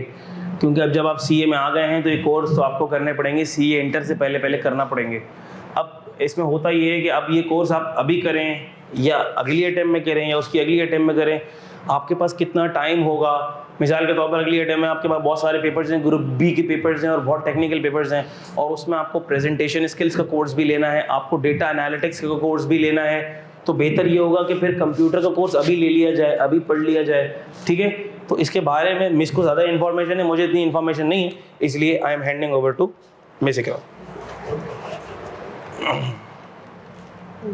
मिस आ जाए इधर. ये ऑनलाइन वाले बच्चों को नज़र नहीं आएंगे, आप यहाँ आए. जी बेसिकली MS ऑफिस का बताना था आप लोगों को. ये 2 कोर्सेज हैं जो कि कैप में रहते हुए आप लोगों को करना है. इसके ये भी पढ़ लें और ये भी ऑनलाइन वाली.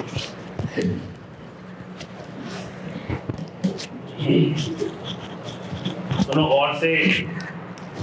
अच्छा जी, MS ऑफिस और PP ये 2 कोर्स हैं जो कि कैफ में रहते हुए में आप लोगों को करना है. ये करना बहुत ज़रूरी है. उसकी वजह क्या है कि जब आप लोग इंडक्शन के लिए अप्लाई करोगे, ये दोनों सर्टिफिकेशन आप लोगों के पास नहीं होगी तो आप लोगों की इंडक्शन नहीं होगी. पहला रीज़न तो इसका ये है. सेकंड कि ये कब करना है, आइडियल टाइम इसका क्या है और कितना ड्यूरेशन है और क्यों ज़रूरी है. इसका जो आइडियल टाइम होता है वो होता है जब आप इनिशियली कैफ में आ जाते हैं. बेस्ट टाइम इसका यही है.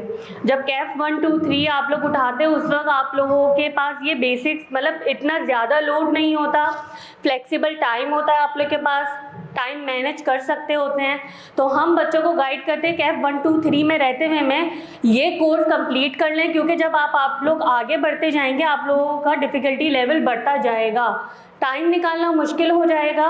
तो इसको देखते हुए मैं और सर साजिद की तरफ से भी ये इंस्ट्रक्शन थी कि हम बच्चों को अपने गाइड करें प्रॉपर तरीके से कि आपने जो है वो कोर्सेज इसी अटैम्प में ही कर लें, क्योंकि अगली अटैम्प्ट आएगी उसमें ईद भी है, रमज़ान भी है, उसमें करना बहुत डिफ़िकल्ट होगा। अगर उस अटैम्प्ट को हटा दें, अगली अटैम्प्ट में लें तो आप लोगों की क्वालिफाइंग अटैम्प्ट बनेगी इंशाल्लाह। तो मेक श्योर करें कि आज जो क्लास है MS ऑफिस की 1 बजे ये ज़रूर अटेंड करें। फ़ीस का भी नहीं कह रही मैं, पहले आके देख लें ये कोर्स क्या है, कैसे करना है, असेसमेंट कैसे होगी, कौन सा टीचर पढ़ा रहा है, क्या टाइम टेबल होगा, फ्लेक्सिबल होगा नहीं होगा, ये सब चीज़ें आज डिस्कस की जाएंगी। तो आज की क्लास बहुत ज़रूरी है। मेक श्योर करें कि आज 1 बजे सब अवेलेबल हो, क्लास में यहीं पे ही होगी आपकी टेक्स्ट की क्लास के बाद। तो होपफुली के सब वहाँ पे आएँ, और PPE के कोर्स के 1-2 दिन में जो है वो आप लोग को उसकी भी डिटेल्स पता चल जाएंगी कि वो कब स्टार्ट होगा, और वो करवाएंगे सर साजिद खुद। प्रेजेंटेशन PPE प्रेजेंटेशन क्या करना है? प्रेजेंटेशन का गोल है बेसिकली इसमें ग्रुप डिस्कशन, प्रेजेंटेशन, स्पीचेस, ये सब चीज़ें ही होंगी। इसका करने का मकसद ये है कि जब आप लोग फॉर्म में जाते हैं मोस्टली बच्चे इंटरेक्ट नहीं कर पा रहे होते हैं। आपको अगर कोई टॉपिक दे दिया आपकी इसकी प्रेजेंटेशन में आके ले आओ, वो दे दो, तो बच्चे का कॉन्फिडेंस लेवल इतना बिल्डअप नहीं होता कि वो आगे मीटिंग कंडक्ट कर सके। या कुछ A लेवल्स वाले बच्चे तो खैर फिर भी कर लेते हैं, लेकिन कुछ होते हैं जो नहीं कर पा रहे होते, कुछ इश्यूज़ होते हैं। MS ऑफिस का भी रीज़न ये है कि आपको रिपोर्टिंग करनी पड़ती है फर्म में जाके, तो वो कैसे करेंगे एक्सेल में, जब आप लोग एक्सपर्ट नहीं होंगे तो कैसे करेंगे सब चीज़ें। तो मेक श्योर करें कि आज की क्लास लाजमी लें। इंशाल्लाह आप लोगों से 1 बजे मुलाकात होती है फिर। ये एक सबसे इम्पोर्टेंट बात आप बताना भूलेंगे। जी सॉरी। देखिए सबसे इम्पोर्टेंट बात अगर आप बता देती ना तो आपकी इतनी एनर्जी वेस्ट ना होती। पता है क्या,